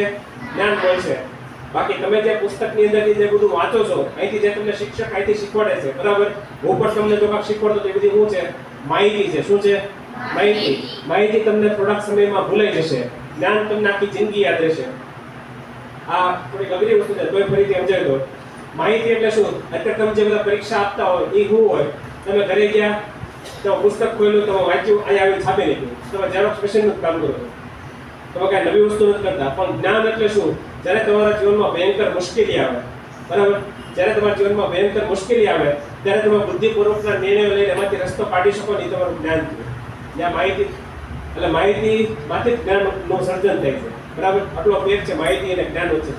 આટલા માટે સ્વામીજી શું કહે છે કે તમે 1 થી 10 ધોરણમાં કે 12 ધોરણમાં કેટલા બધા વિષયો ભણી જાવ છો, પણ તમને ભૂલાય શું કામ જાય છે?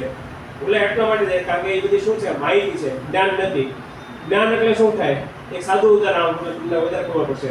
અહીંથી કોઈક સર કે મેડમ હોય, તમને કાંઈક પ્રોજેક્ટ આપે, અને એ પ્રોજેક્ટમાં તમે 1 મહિનો કાઢ્યો હોય, એની વિશે બધી માહિતી ભેગી કરવાની કોશિશ કરી હોય, બરાબર, અને પ્રોજેક્ટ તમે જમા કરાવી દીધો, કોલેજમાંથી, સ્કૂલમાંથી તમે બહાર નીકળી ગયા, તમારા લગ્ન પણ થઈ ગયા, બરાબર.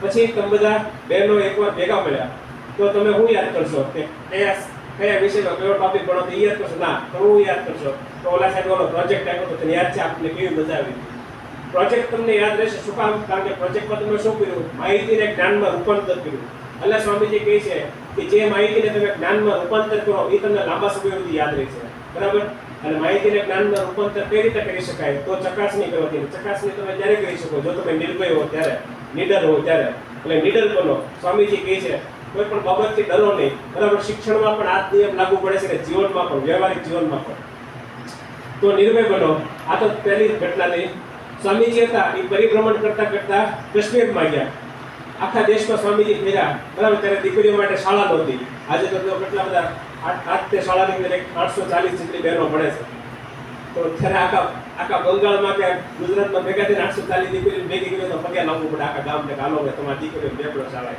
પેલા એવી ખરાબ પરિસ્થિતિ હતી તો સ્વામીજી હતા એ આખા ભારત દેશમાં પરિભ્રમણ કર્યું કેટલા બધા રાજા રજવાડાને મળ્યા કેટલા બધા નવાબોને મળ્યા કેટલા બધા બહેનોને મળ્યા કે તમે દીકરીઓ માટે શાળા ચાલુ કરો કોઈ દીકરીઓ માટે શાળા ચાલુ કરવા દે નહીં છેલ્લે આખા ભારતનો પ્રવાસ કરીને સ્વામીજી તે કાશ્મીરમાં પહોંચ્યા ત્યારે સ્વામીજીએ કેટલા બધા દિવસ સુધી ખાધું નહોતું પાણી પણ નહોતું પીધું સામેથી વાઘ આવતો હતો એટલે સ્વામીજીએ પ્રાર્થના કરી કે હે ભગવાન તમે જે મને કાર્ય આપ્યું છે ભારત દેશના ઉત્કર્ષનું એ કાંઈ થતું એવું લાગતું નથી હું આખા ભારત દેશમાં બધેને મળ્યો પણ કોઈને કાંઈ ભારત દેશની દીકરીઓને ભણાવવામાં રસ નથી તો આ વાઘ છે એને પણ ભૂખ લાગી છે મને પણ ભૂખ લાગી છે તો વાઘ બોલે મને ખાઈ જતો સ્વામીજી ત્યાં ઝાડવું હતું ત્યાં બેસી ગયા થોડી વારમાં વાઘ આવે ને વાઘ સ્વામીજીને સમજીને વહી ગયો આ ઘટના ઉપરથી ખબર પડે કે સ્વામીજી જીવનમાં કોઈ દિવસ ડરતા નહીં બરાબર 4-5 ઘટના જોઈએ સ્વામીજી તે વારાણસીમાં ગયા સ્વામીજીનો બધી જગ્યાએ તમે ફોટો આવી રીતે જોયો છે બરાબર અદબ બાળકો એ ફોટા પાછળ આખી ઘટના છે સ્વામીજી હતા ન્યુયોર્કમાં હતા ત્યારે ત્યાં સિસ્ટર્સ ક્લબ હતું ભગીની મંડળ એમાંથી બધા બહેનો ઉભા થયા અને સ્વામીજીને કીધું સ્વામીજી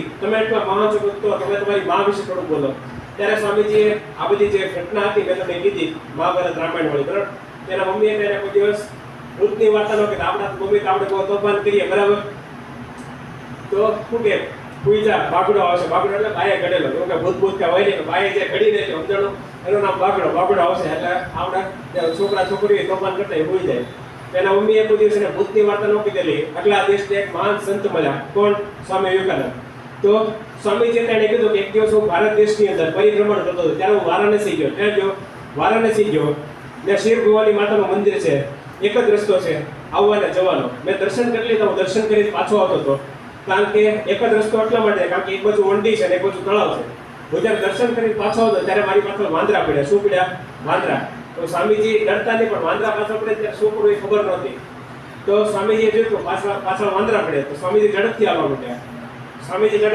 તો વાંદરે ઝડપથી આવવા માંડ્યા તો સ્વામીજી દોડવા માંડ્યા તો વાંદરે દોડવા માંડ્યા એક સાધુ હતા ત્યાં 80-90 વર્ષના હતા એને ખબર કે વાંદરા હોય ને બધાને હેરાન નથી કરે એને રાડ પડી સ્ટોપ એન્ડ ફેસ ધ બ્રૂટ્સ ઉભા રહ્યો અને દુષ્ટોનો સામનો કરો સ્વામીજી પાછળ ફેર્યા આવી રીતે ઉભા રહ્યા અને બધા વાંદરાની આંખમાં આંખ નાખીને જોયું તો બધા વાંદરા ગુમ થઈ ગયા આ ઘટના ઉપરથી સ્વામીજી અમેરિકામાં કીધેલું કે જ્યારે તમારા જીવનમાં ભયંકર મુશ્કેલી આવે ત્યારે એનાથી પીઠ ફેરવીને ભાગવાની કોશિશ ન કરો પણ એનો સામનો કરો શું કરો સામનો કરો તો એ બધી મુશ્કેલી ગાયબ થઈ જશે પણ જો તમે પ્લાન વૃત્તિ રાખશો તમે એનાથી ભાગવાની કોશિશ કરશો તો એ મુશ્કેલી આખી જિંદગી દૂર થશે નહીં અત્યારે તમે બધા વિદ્યાર્થીઓ છો બધા ભણો છો તમારા જીવનમાં અત્યારે શું મુશ્કેલી હોય બરાબર અતિશય ગરીબ પરિવારમાંથી તમે આવતા હશો સરકારી શાળામાં છો તો તમારા સાઈડથી મજૂરીએ પણ જવું પડતું હશે એવું હું સ્વીકારી લઉં છું હું એક શિક્ષક છું બરાબર મેં પણ ઘણી બધી દીકરીઓને ભણાવી પણ જો આવી પરિસ્થિતિઓ તો એનાથી પ્લાન વૃત્તિ રાખવાની નથી પણ એનો સામનો કરવાનો છે અને એમાંથી રસ્તો કાઢવાનો છે બરાબર તો સ્વામીજી હતા એને કીધું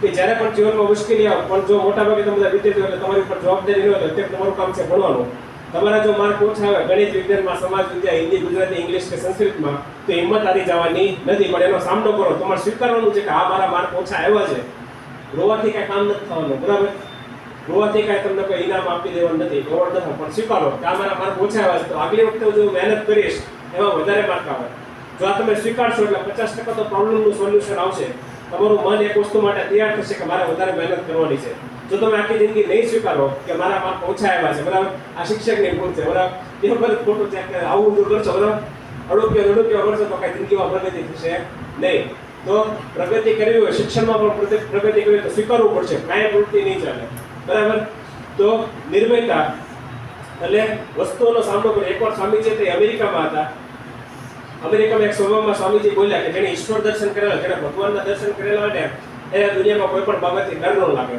તો અમેરિકામાં કાઉબોયઝ હોય, કાઉબોયઝ એટલે આપણે ગુજરાતી પહેલા ભરવાડ કહીએ. ત્યાં અમેરિકામાં કાઉબોયઝ હોય બધા શું કરે, તો માથે ગોલ્ડ ટોપી પહેરેલી હોય, પગમાં ઓલ બૂટ પહેરેલા, તમને બંદૂક હોય ને ઓટો હકાલતા હોય. એ બધા કાઉબોયઝ ભેગા થઈને કે let's test whether this gentleman is speaking true or not. આપણે જોઈએ કે આ માણસ સાચું બોલે છે કે નહીં. સ્વામીજીને પોતાના ગામમાં બોલાવ્યા અને એક ટીપણું તેની પર ઊભા રાખી દીધા અને કીધું સ્વામીજી તમે તમારા ધર્મ વિશે ભાષણ આપો. એ બધા કાઉબોયઝ હતા એ સામે વહી ગયા અને હાથમાં બંદૂક હતી, બંદૂકની ગોળીઓ છોડવા માંડ્યા. અમુક ગોળીઓ માથા ઉપરથી પસાર થાય, કાન પાસેથી પસાર થાય, હાથ પાસેથી પસાર થાય, પગ પાસેથી પસાર થાય. આવું 1 કલાક આવ્યું. એ બધા કાઉબોયઝ પાસે બધી ગોળી ખલાસ થઈ ગઈ. અને પછી છેલ્લે જ્યારે ભાષણ પૂરું ત્યારે બધા તાળીઓ કરવા માંડ્યા. જ્ઞાન બધા કે યુ આર ટ્રુ જેન્ટલમેન, તમે જે બોલો છો બરાબર, you are true to your words, તમે જે બોલો છો એવું તમે કરી દેવાનો. યુ આર રિયલ લીડર, બરાબર, તમે સાચા વ્યક્તિ છો અને લીડર છો. તો આ ઘટના પરથી ખબર પડે કે સ્વામીજી જીવનમાં કોઈ ડરતા નહીં. એટલે જીવનમાં ડરવાનું નથી. જ્યારે તમે જીવનમાં ડરી જશો ત્યારે તમે પ્રગતિ નહીં કરી શકો. ગમે એવી ભયંકર મુશ્કેલી આવે, તમારા આંખમાંથી લોહીના આંસુ પડી જાય, બરાબર, તો પણ જીવનમાં કોઈ દિવસ ડરવાનું નથી. બરાબર, હું પણ ભયંકર મુશ્કેલીમાંથી આગળ વધેલો છું એટલે હું કહી શકું છું. બરાબર, તો ભયંકર મુશ્કેલી આવે, આજે પણ હું ઘણી બધી મુશ્કેલીનો સામનો કરું જ છું, પણ જીવનમાં કોઈ દિવસ હિંમત નહીં આવે. આ યાદ રાખવાનું, ભયંકર. બરાબર, આ દેશની અંદર દીકરીઓ ફટાફટ આગળ વધે છે. એની માટે સ્વામીજીએ એક બહુ મસ્ત વસ્તુ કીધેલી કે તમે જોશો કે જ્યારે ભારત દેશ આઝાદ થશે તો આગલા 200 વર્ષની અંદર દીકરીઓ અને સ્ત્રીઓ આ દેશને અદ્ભુત પ્રગતિ આપશે. અને નીચે સ્વામીજીએ લખ્યું કે આ અદ્ભુત પ્રગતિનું કારણ શું છે, કે આ દીકરીઓ પાસે શું છે? અનંત શ્રદ્ધા અને અનંત શું છે? પેશન્સ, ધીરજ. દીકરીઓ પાસે ધીરજ છે, છોકરાઓ પાસે ધીરજ નથી. આજે કોઈ પણ છોકરાને તમે પૂછશો ને તેની પાસે ધીરજ નહીં હોય, છોકરીઓ પાસે ધીરજ છે. એટલા માટે દીકરીઓ બધા ક્ષેત્રમાં આગળ વધી શકે. એટલે ધીરજ કોઈ દિવસ ગુમાવવાની નથી. શહેરની અંદર કોઈ દીકરીઓને કામ નથી કરવું, એટલે આજે નાની નાની ઉંમરમાં પણ દીકરીઓને ઘણા બધા રોગ થાય છે. આપણે કામમાંથી ભાગવાની કોશિશ કરીએ છીએ, પોતા કરવાનું કીધું તો મને જોઈને હું આખા રૂમને પોતા કરું છું, હું કરી નાખું. મને એવી શરમ ન લાગે, હું કરું છું, હું કરું જ છું. તો મને જોયું છે કે હું આપણે પેલો મહિનો લઈને આવ્યો, બરાબર, શાળા ચાલુથી 2-3 બહેનો મને જોયો છે. મેં અમુક બહેનોને પૂછ્યું કે આ હોલ કઈ જગ્યાએ તો આવી ગયો કે નહીં. બધું કામ કરેલું છે, પોતા કરવાથી, વાસણ કરવાથી હું બધું કરું જ છું, બરાબર. બે જિંદગીમાં બધી શરમ નથી રાખી, આટલા માટે આ પગી હતું. તો કામમાંથી જો પ્લાન વૃત્તિ કરશો તો તમારું શરીર છે એ તમારો સાથ છોડી જશે. અત્યારે મેં તમને કીધું હોય કે દોડો તમે દીવાલ લડીને આવો, તો હજી તો કોણ એની પહેલા તો 2-3 દીકરીઓ દીવાલ લડીને આવી ગયો. શું કામ? કારણ કે તમારું શરીર કેવું છે? શક્તિશાળી છે. કેવું છે? શક્તિશાળી છે, મજબૂત છે. 80 વર્ષનો તમે ડોહી થઈ જાઓ, 4 જણા તમને ટીંગા ટોળી કરીને લઈ જતા હો અને હું તમને કહું કે આ કામ તો એ બાપા અમને રહેવા દો, તો ત્યારે કાંઈ મહાન કામ થતું નથી. જે કાંઈ થાય છે અત્યારે જ થાય છે. એટલા માટે સ્વામીજીએ કીધું કે જવાની અંદર જેટલો સંઘર્ષ થઈ શકે, જેટલું ઘસાવવું પડે એટલું ઘસાઈ લો, તો તમારું ગણપણ સારું હશે. જો તમે સંઘર્ષ કરવા માટે તૈયાર નથી, કામ કરવા માટે તૈયાર નથી, તો તમારી માટે કોઈ કામ કરવા માટે તૈયાર નહીં થાય. તમે આવ્યા અને વહી ગયા, દુનિયા કાંઈ ખબર ન પડી, બરાબર. શુદ્ધમૂર્તિ જે ભારત દેશના ઇતિહાસમાં નામ અમર કર્યું એમ તમારું નામ કોઈ દિવસ અમર થશે નહીં. તો એની માટે તમારે શું બનવું પડશે? નીડર બનવું પડશે. શું બનવું પડશે? નીડર બનવું પડશે. તો આ થઈ બીજી ઘટના. સૌથી પહેલી વસ્તુ આપણે શીખ્યા આત્મશ્રદ્ધા, બીજી વસ્તુ છે નિર્ભયતા, ત્રીજી વસ્તુ છે એકાગ્રતા. શું છે? એકાગ્રતા. એકાગ્રતા એટલે શું? તો સ્વામીજી કહે છે કે 2 છોકરીઓ છે, એક છોકરી છે એનો ક્લાસમાં પહેલો નંબર આવે, બીજી છોકરી છે એનો ક્લાસમાં છેલ્લો નંબર આવે. તો આની પાછળનું કારણ શું? તો એક છોકરી છે એની પાસે એકાગ્રતા વધારે છે, બીજી છોકરી છે એની પાસે એકાગ્રતા ઓછી છે. જ્યારે હું નવો શિક્ષક તરીકે લાગ્યો ને ત્યારે કોઈ છોકરી ભણતા હોય સીધો લાભ કરતો, હે તું ભણતો એમ નથી. પણ જેમ જેમ હું સ્વામીજીના પુસ્તકો વાંચતો ગયો એમ ખબર પડી કે જે છોકરો કે છોકરી છે ભણતા નથી એની પાછળનું કારણ શું છે? એની પાસે એકાગ્રતા નથી, બરાબર. જ્યારે શિક્ષક ભણાવતો હોય, જે છોકરો કે છોકરી પ્લેન બનાવતા હોય, બરાબર, કાગળ લઈને ડૂચા બનાવતા હોય, લીટોટા કરતા હોય બુકની અંદર, બરાબર, વાતો કરતા હોય, એ તું કાલે ક્યાં ગઈ હતી, ત્યાં પાણી ભૂલી ખાધી કે નહીં, તો આવું બધું જે હાલતું હોય, બરાબર, અગડમ બગડમ, તો એની પાછળનું કારણ શું છે? કારણ કે એની પાસે શું નથી? એકાગ્રતા નથી. તો એકાગ્રતા વધારવી કઈ રીતે? તો આપણે 3 પ્રયોગ કરીએ. તૈયાર બધા? હા કે ના? 3 પ્રયોગ કરીએ, બરાબર. તૈયાર ને બધા? તો ટટ્ટાર બેસો હાલો બધા. તમારો જમણો હાથ છે ને અહીંયા રાખો. તમારું ડાબુ નાક છે, બરાબર. તમારું ડાબુ નાક આ બાજુ છે, તમારો ચહેરો આ બાજુ છે, એટલે બરાબર. તો ડાબા નાકમાંથી કેટલા બહેનોના શ્વાસ આવશે જોવાનું છે. 1-2 સેકન્ડમાં ખબર પડી જાય. કોઈ આવે છે, કોઈ દીકરી એવી છે કે ડાબા નાકમાંથી શ્વાસ આવતો હોય. મારો ડાબુ નાક આ બાજુ છે એટલે મારો ચહેરો આ બાજુ, તમારો ચહેરો આ બાજુ છે, ડાબુ નાક આ બાજુ છે. કોઈ દીકરી છે જેને ડાબા નાકમાંથી શ્વાસ આવે છે? કોઈ નહીં? હાલો, ખૂબ સારો, હાલો. બરાબર. પછી આ પહેલો પ્રયોગ પૂરો થઈ ગયો. બીજો પ્રયોગ ફરીથી યાદ રાખો. તમારું જમણું નાક આ બાજુ છે, તમારો ચહેરો આ બાજુ છે, એટલે તો જમણા નાકમાંથી કોઈ બહેનોને શ્વાસ આવે છે? ઘણા બધાને. ખૂબ સરસ. હા, આ બીજો પ્રયોગ પૂરો થઈ ગયો. ત્રીજો પ્રયોગ ફરીથી યાદ રાખો. બંને નાકમાંથી કેટલા બહેનોને શ્વાસ આવે છે? ઘણી બધી દીકરીઓ. ખૂબ સરસ. હાલો, તો પહેલો છે આપણે પ્રયોગ કર્યો, બરાબર. પહેલો પ્રયોગ કર્યો જ્યારે ડાબા નાકમાંથી શ્વાસ આવતો એનો મતલબ એમ છે કે તમારું શરીર થાકી ગયું છે. શું છે? તમારું શરીર થાકી ગયું છે. તમારા શરીરને આરામની જરૂર છે, પણ તમારા કોઈ દીકરીને હાથ ઊંચો ન કરે એટલે એ ખૂબ સારી વાત કહેવાય, બરાબર. આજે જે પ્રાઇવેટ શાળામાં કાર્યક્રમ હોય તો અડધી દીકરીઓ હાથ ઊંચો કરે. હું કામ? કારણ કે રાતે બધી વાગે મોબાઈલ ઘૂમડતી હોય, બરાબર. કે 5-6 વાગે ઊભી થઈ ગયો, ઊંઘ પૂરી ન થઈ ગઈ હોય એટલે 3-4 કલાક ઊંઘતી હોય એટલે ડાબા નાકમાંથી શ્વાસ આવતો એનું શરીર થાકી ગયું, એટલે ભયંકર આંખી ખોલતી હોય પંખો ચાલુ હોય એટલે. પણ એ કહે કે અંદર તો ડાબા નાકમાંથી શ્વાસ ક્યારે આવતો હોય? બે સમય. કાં તો તમારું શરીર થાકી ગયું હોય, કાં તમને ભયંકર ભૂખ લાગી હોય. તો હજી તમે હમણાં શાળા ચાલુ થઈ એટલે તમને નાસ્તો કરીને જ આવ્યો છો, એટલે ડાબા નાકમાંથી કોઈને શ્વાસ નથી આવતો. પછી આ પહેલો પ્રયોગ થઈ ગયો. બીજો પ્રયોગ જ્યારે જમણા નાકમાંથી શ્વાસ આવતો હોય, તો જમણા નાકમાંથી શ્વાસ આવતો એનો મતલબ એમ છે કે તમારું શરીર કેવું છે? શક્તિશાળી. તો મોટાભાગે બહેનોએ આ પાડી કે અમારા જમણા નાકમાંથી શ્વાસ આવે છે, બરાબર. તો તમારું શરીર અત્યારે કેવું છે? શક્તિશાળી છે. જ્યારે શરીર શક્તિશાળી ત્યારે કામ કરવાનો સમય છે. કેનો સમય છે? કામ કરવાનો સમય છે. ત્યારે આરામ કરવાનો સમય નથી. શિક્ષક કે દાખલા ગણો તો ગણવાના છે. તમને જે સરકારે પેન આપેલી છે એની આરતી ઉતારવા માટે નથી આપી કે આલો આપણા મંદિરમાં રાખી આની આરતી ઉતારીએ આપણે પાસ થઈ જાય, એવું કંઈ નથી. એ જે પેન આપેલી છે શિક્ષક જ્યારે દાખલા ગણાવતો હોય ત્યારે ગણવાના છે, બરાબર. સર જ્યારે સુભાષિત લખાવતા હોય ત્યારે લખવાના છે, બરાબર. મેડમ જ્યારે ગદ્ય પદ્ય લખાવતા ત્યારે લખવાના છે. પણ આપણે શું કરીએ?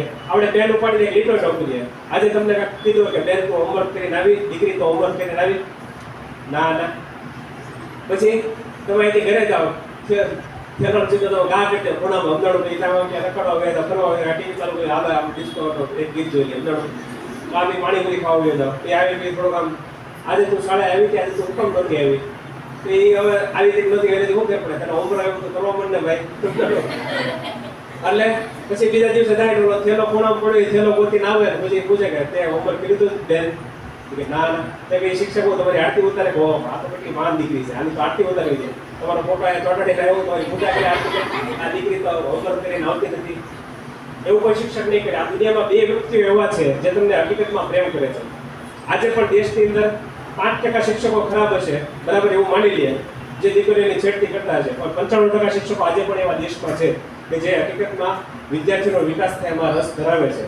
તો કોઈ શિક્ષક તમને ખીજાતો હોય એની પાછળનું કારણ એવું નથી કે શિક્ષક તમારી દુશ્મન છે. શિક્ષક મારે હું આટલા વર્ષોમાં ફેમસ ડાયલોગ હું બધા જગ્યાએ કહો છે કે teacher is not a terrorist. શિક્ષકને આતંકવાદી નથી કે વિદ્યાર્થીના બદલા લેવા ઉતરી પડે. શિક્ષક અને માતા પિતા આ બે વ્યક્તિ એવા છે જે તમને દિલથી પ્રેમ કરે છે, બરાબર. જે ચાહે છે કે તમે પ્રગતિ કરો, તમે ડોક્ટર બનો, એન્જિનિયર બનો, સાયન્ટિસ્ટ બનો અને ભયંકર પ્રગતિ કરો અને આ દેશનું નામ રોશન કરો. જો શિક્ષક તમને ખીજાતો હોય એની પાછળનું કારણ છે કે તમે પ્રગતિ કરો, બરાબર, નહીં કે તમે રોવા માંડો, બરાબર. પાવડો શું કરીએ? આ ફેરતો બંગાળ છે, આ તો આપણી બધી વાંચી પછી આપણે એ જ નિશે જેમાં આપણને સાહેબ કે મેડમ કીધું એમાં જ આપણે નાપાસ થઈએ. ઓલા સાહેબ એમ જ થાય કે આ કાંઈ ભણવાવાળા છે નહીં. પણ તમે હું કામ નાપાસ થયા? કારણ કે તમે એ સાહેબ જ્યારે દુશ્મની કાઢવા બે જાઓ, આ તો સાહેબ આપણને નડે જ છે, અંજાણો આ મેડમ આપણને નડે જ છે. એ તમારા પોતાના વિચાર છે, એ તમારા વિચાર તમારા પાસે રાખો તો સારું છે, બરાબર. વિદ્યાર્થી જીવનમાં તો જો પ્રગતિ કરવી હોય તો મેં તમને કીધું એમ વિચારો તો સારું વિચારો. આપણા દેશમાં તો કોઈને વિચારતા નથી આવડતું. એટલા માટે સ્વામીજી કહે છે what you think you become. તમે જે વિચાર કરો છો એવા તમે બની જશો. જો તમે વિચારશો કે આ શિક્ષક તમારો દુશ્મન છે તો એ શિક્ષક છેલ્લે તમારો દુશ્મન 100% બની છે. કામ? કારણ કે તમે કામ જ એવા કરો છો. તો જો તમે વિચાર કરશો કે આ શિક્ષક આ વર્ષે મને કહી ગયો, આગલા વર્ષે આ સર કે મેડમ મને ખીજાય નહીં, એની માટે દમ લગાડી દઈશ, દી રાત મહેનત કરીશ, તો એ જ શિક્ષક તમારા વખાણ કરશે બીજા વર્ષે જ્યારે તમે ભયંકર સારું રિઝલ્ટ લાવ્યા છો. તો શિક્ષક તમારો દુશ્મન નથી, શિક્ષક તમારો પ્રથમ મિત્ર છે, બરાબર. તો એકાગ્રતા, આપણે એકાગ્રતામાં હતા. જ્યારે ડાબા નાકમાંથી શ્વાસ આવતો ત્યારે તમારું શરીર થાકી ગયું છે, તમારા શરીરને આરામની જરૂર છે. આજે રાતે ત્યારે તમે સુવા જાઓ ત્યારે હાથ રાખજો, તમારા ડાબા નાકમાંથી શ્વાસ આવતો છે. જમણા નાકમાંથી શ્વાસ આવતો હોય ત્યારે શિક્ષક તમને દાખલા ગણો તો ગણવાના, શિક્ષક કે દોડો તો દોડવાનું છે. તમે દોડશો તો તમને ફાયદો થશે, બરાબર. અને સમય ઓછો છે, 10-15 મિનિટ જ છે. એટલે હું તમને હજી એક દીકરીની વાત કહીશ. કે એ દીકરીએ સ્વામીજીએ કીધું એવું કામ કર્યું. સ્વામીજી શું કહે છે, આપણને શેની જરૂર છે? લોખંડી માંસપેશીઓ અને પોલાદી જ્ઞાનતંત્રોની. બરાબર. એક છોકરી હતી, એને પોતાનું શરીર એવું બનાવ્યું, એક લાફો મારે તો બે જણા હેઠા પડી જાય. હસવાની વાત નથી, આવું છે. એક મારો એક ભાઈબંધ છે, આ બે નશે આટલા મને યાદ આવ્યું. મારો એક ભાઈબંધ છે, એની બેને છીક ખાધી તો એની કમર ભાગી ગઈ. આટલું નબળું શરીર. પછી એને દવાખાનામાં દાખલ કરી પડે. અહીંયા આખું પ્લાસ્ટર આવી ગયું. 3 મહિને ખાટલામાં હોતી. આટલું નબળું શરીર ન હાલે. અતિશય શક્તિશાળી શરીર જોઈએ. આજે છોકરી તે એનું પોતાનું શરીર શક્તિશાળી બનાવ્યું. એક લાખો મારે તો બે જણા પડી જાય. આજે છોકરી હતી, ભારત દેશ માટે વોલીબોલ રમતી, 5 વાર નેશનલ વોલીબોલ ચેમ્પિયન, 6મી વાર રમવા જતી હતી, ગળામાં સોનાનો ચેન પહેરેલો. બરાબર. આપણે દેશમાં તો એક ચલણ છે કે દીકરીને કાંઈ નહીં તો સોનાની ચેન તો પહેરાવી છે, કાનમાં બુટી પહેરાવી. બરાબર. કારણ કે દીકરી લક્ષ્મીનો સ્વરૂપ છે. તો આજે છોકરી ત્યાં ગળામાં સોનાનો ચેન પહેરેલો. ગુંડા આવ્યા તો બે ગુંડાને મારી કરીને તોડીને ભાગી જાય. ગુંડા લગી ગયો, ચેન તો લેવો છે, બીજા 3 ગુંડાને બોલ્યા, 5 ગુંડા ભેગા થઈને છોકરીને હેરાન કરવા ગયા અને ચેન લઈ લીધો. જ્યારે માણસો વધી ગયા તે દીકરી સામનો ન કરી શકે. પણ સ્વામીજી શું કહે છે, જ્યારે તમારા જીવનમાં ભયંકર મુશ્કેલી આવે, શું આવે? ભયંકર મુશ્કેલી આવે, ત્યારે ઈશ્વર તમારી પરીક્ષા કરે છે. ઈશ્વર તમારી પરીક્ષા કરશે તો જે ડરપોક માણસ હશે એ નિષ્ફળ જશે, પણ સફળ જે નીડર હશે એ સફળ થશે. આજે છોકરી તેની ભગવાન પરીક્ષા કરવા માંગતા હતા કે આ છોકરી કેટલી નીડર છે, સ્વામીજીમાં કેટલું માને છે. તો ગુંડાએ એનો ચેન લઈ લીધો, એને હાલતી ટ્રેનમાંથી ઘા કરી દીધી. એનો ટ્રેન પાટા ઉપર, એનો જે પગ હતો એ ટ્રેનના પાટા ઉપર પડ્યો. એની ઉપર ટ્રેન પસાર થઈ, 1 2 3 4 49 ટ્રેન પસાર થઈ. કેટલી? 49 ટ્રેન પસાર થઈ. રાતથી સવાર સુધીમાં. રાતે એ બેનને પાટા ઉપર ફેંકી દીધા હતા. એને જીન્સનું પેન્ટ પહેરેલું. અને જ્યારે સવારે ગામડાવાળા ઉભા થયા, એને જોયું કે આ એક છોકરી પડી છે, એનો પગ આખો લોહી લુહાણ થઈ ગયું છે, કેટલું બધું લોહી નીકળી ગયું છે. એના દવાખાને લઈ ગયા. બરાબર. અને ડોક્ટરે કીધું કે તમારો પગ કાપવો પડશે. એ છોકરી શું જવાબ આપ્યો કે કાપી નાખો. ડોક્ટરે કીધું કે એનેસ્થેસિયા નથી, બેભાન કરવાની દવા નથી, એનું કીધું કે કાપી નાખો. જો 49 ટ્રેન મારા પગ ઉપરથી પસાર થઈ, હજી હું જોઉં તો તમારી પાસે શક્તિ છે, કાપી નાખો. આટલી પ્રચંડ શક્તિ જોઈએ ત્યારે તમારા જીવન આમાં આગળ વધી શકતો. દીકરીના જીવનમાં ભયંકર મુશ્કેલી આવે છે, હજી કહું છું. એનો સામનો કરવા માટે તમારે પ્રચંડ શક્તિશાળી બનવું પડશે. તમે આ છોકરીની જેમ શક્તિશાળી નહીં બનો તો તમે જીવનમાં પ્રગતિ નહીં કરી શકો. તો આજે છોકરી હતી, એને કીધું કાપી નાખો. પછી એનો પગ કાપ્યો, એને ટાંકા લીધા. ડોક્ટરે પૂછ્યું તારું બ્લડ ગ્રુપ શું છે? નાના દવાખાનામાં તો બ્લડ, આપણે વલભીપુર છે અહીંયા બ્લડ બેંક નથી, શિવર છે અહીંયા બ્લડ બેંક નથી. બરાબર. નાના સેન્ટરમાં બ્લડ બેંક હોય તો ભાવનગર આવવું પડે લોહીની સુવિધા માટે. તો ભગવાને ત્યાં મદદ કરી. શું કામ? કારણ કે ભગવાન કોને મદદ કરે છે? આપણે બધા કહીએ કે આપણે બધા કહેતા કે ભગવાન કોને મદદ કરે? ભગવાન સારા માણસોને મદદ કરે. ના, સારા માણસો ભગવાન મદદ ન કરે. ભગવાન કોને મદદ કરે? ભગવાન જે માણસ પોતે પોતાની જાતને મદદ કરે ને એના જ ભગવાન મદદ કરે. ભગવદ ગીતાની અંદર એક શ્લોક છે, ઉદ્ધરે આત્માનમ વસાદે આત્મેય આત્મનો બંધુર આત્મેય રૂપુર આત્મન. આ લાંબો શ્લોક છે, તમને યાદ દઉં એટલે એક જ શબ્દ બોલું. સ્વયં મિત્રો તો શત્રુ છે. આનો મતલબ થાય જે માણસ પોતાનો મિત્ર છે, જે પોતે મદદ કરવા તૈયાર છે, તમે ગણિતમાં નાપાસ છો તો તમારે મહેનત કરવી પડશે, તમારે દાખલા ગણવા પડશે. શિક્ષકે તમને દાખલો આપ્યો, તમને ગણતા નથી આવડતું તો તમે પેન ઉપાડીને એક લીટો ન કરો, બીજા દિવસે સાહેબને એમ કીધું સાહેબ મને દાખલો નથી આવડતો, તો શિક્ષકને ખુરશીમાંથી ઉભો નથી થવાનો તમે દાખલો શીખવાનો. કારણ કે એને ખબર છે તમે લીટો નથી કર્યો, તો તમને દાખલો આવડતો નથી. તો 50 વાર કોશિશ કરી, 50 વાર આન્સર નથી આવ્યો તો શિક્ષક ખુરશીમાંથી ઉભો થશે, તમારો શૂન્ય માર્ક હશે તોય તમને મદદ કરાવશે. કામ? કારણ કે એને ખબર છે કે આ છોકરી છે એને મહેનત કરેલી છે. તમે એવું નથી કરી નાખતો કે આ શિક્ષક આ વાળશું છે, એવું નથી. પણ તમે પોતે એક લીટો પાડ્યો, તમે એક લીટો નથી પાડતો તો શિક્ષક શું કામ ઉભો થાય? બરાબર. શિક્ષક પાસેથી કામ કઈ રીતે લેવું એ તમને આવડવું જોઈએ. શિક્ષણનું જે કામ છે 2 રસ્તાવાળું છે. શિક્ષક જ્યારે ડગલું ક્યારે લેશે? શિક્ષક એક જ ડગલું આગળ વધશે. બરાબર. આમ તો ઘણા બધા ડગલા આગળ છે. જો દીકરી હોય એટલે કે છોકરો કે છોકરી એક ડગલું લઈ લે, વિદ્યાર્થી જો એક ડગલું આગળ વધે તો શિક્ષક 10 ડગલા આગળ વધશે. તો પહેલું ડગલું કોને લેવાનું છે? વિદ્યાર્થીએ. બરાબર. એટલે પ્રશ્ન તમારે પૂછવાનો છે. તમે પ્રશ્ન પૂછો તો તમને સોલ્યુશન મળશે. તો આપણે એકાગ્રતામાં હતા. બરાબર. તો ડાબા નાકોથી શ્વાસ આવે ત્યારે તમારું શરીર થાકી ગયું છે, જમણા નાકોથી શ્વાસ આવે ત્યારે કામ કરવાનો સમય છે. શિક્ષક કહે કે દાખલા ગણો તો ગણવાના છે, સુભાષિત લખો તો લખવાના છે, ગદ્ય લખો તો લખવાના છે, કસરત કરો તો કરવાની છે. આજે છોકરી હતી અને કસરત કરી, એના પોતાનું શરીર શક્તિશાળી બન્યો, એનો પગ કપાઈ ગયો હોય છે. પછી એને કીધું હું માઉન્ટ એવરેસ્ટ ચડી. અને પછી માઉન્ટ એવરેસ્ટ ચડવા ગયા, એટલો સમય ઓછો છે. બરાબર. એટલે વાત હતી પૂરી કરું. પણ એ છોકરી હતી, એનું નામ છે અરુણિમા સિન્હા, એટલે નામ કીધું. બરાબર. અને પછી she became the first entity to climb the Mount Everest. Mount Everest ચડવાવાળી પહેલા વ્યક્તિ જેનો પગ નથી. બરાબર. તો આટલું શરીર શક્તિશાળી બનાવો તો ઇતિહાસ લખાશે. બરાબર. આંબેડકર નગરની અંદર અરુણિમા સિન્હા એક ઇન્સ્ટિટ્યુશન ચલાવે છે. 1000 બહેનો ભાઈઓ જેના હાથ નથી પગ નથી એને ટ્રેનિંગ આપે છે. તો એ હિંમત હારી ગઈ હોત. બરાબર. આખી ઘટનામાં એવું છે કે જ્યારે માઉન્ટ એવરેસ્ટ જાય છે ત્યારે એ મરી જવાની એક જ મિનિટમાં. પણ એ વચ્ચે શું કામ જાય છે? કારણ કે એને જે ટૂર હોય એની અંદર 30 માણસો હતા, એમાંથી 2 અંગ્રેજો પણ હતા જેણે આપણી પર રાજ કર્યું. એમાંથી એક અંગ્રેજ ગુજરી જાય કારણ કે હિમાલય ઉપર બહુ ઠંડી હોય. બહુ ઠંડી હોય ત્યાં તમારા ફેફસામાં પાણી જમા થઈ જાય. આ ફેફસામાં પાણી જમા થઈ જાય એટલે તમે શ્વાસ લેવાનો એકદમ મરી જાય. એનો ભાઈબંધ હતો એને ન્યુમોનિયા થઈ જાય, ઓન ધ સ્પોટ ન્યુમોનિયા થઈ જાય કારણ કે આટલી બધી ઠંડી હોય જ્યાં તમારે ગેસનો ઓક્સિજનનો બાટલો લઈને જવું પડે. તો હરિનંદનનો ઓક્સિજનનો બાટલો ખલાસ થઈ ગયો, બરાબર. આટલા માટે એના શેફે કીધું કે રણનીમાં હાલ ભવિષ્યમાં જો જિંદગી રહેશે તો આપણે ફરી કહેશું. એને એમ કીધું ના, હું ભારત દેશને સંદેશ આપી.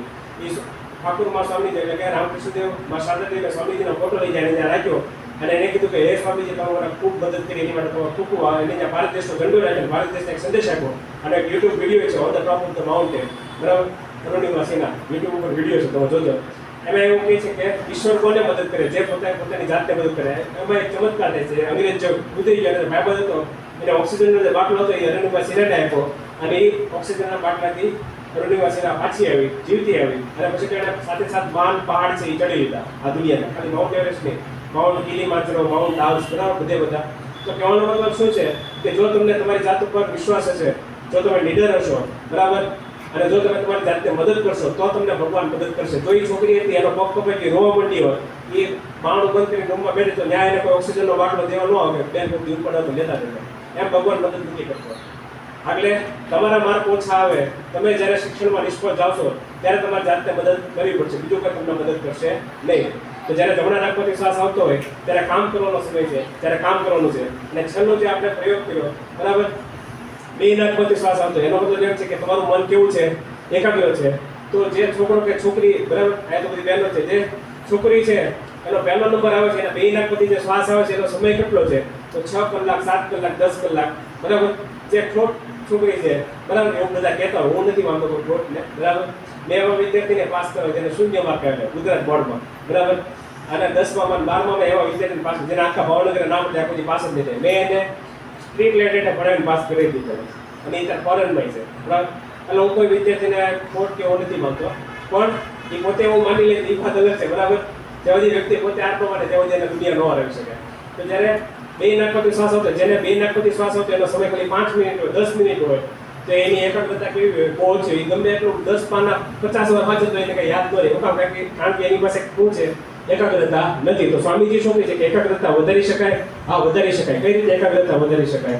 તો નાડી શુદ્ધિ કરીને. તમે બધા નાડી શુદ્ધિ તો જાણો જ છો, બરાબર. કુંભક પૂરક રેચક કરો છો ને બધા? તો આપણે બધા કુંભક પૂરક રેચક કરશું, પણ એક માળાના સ્વરૂપમાં. બધા તૈયાર? હા કે ના?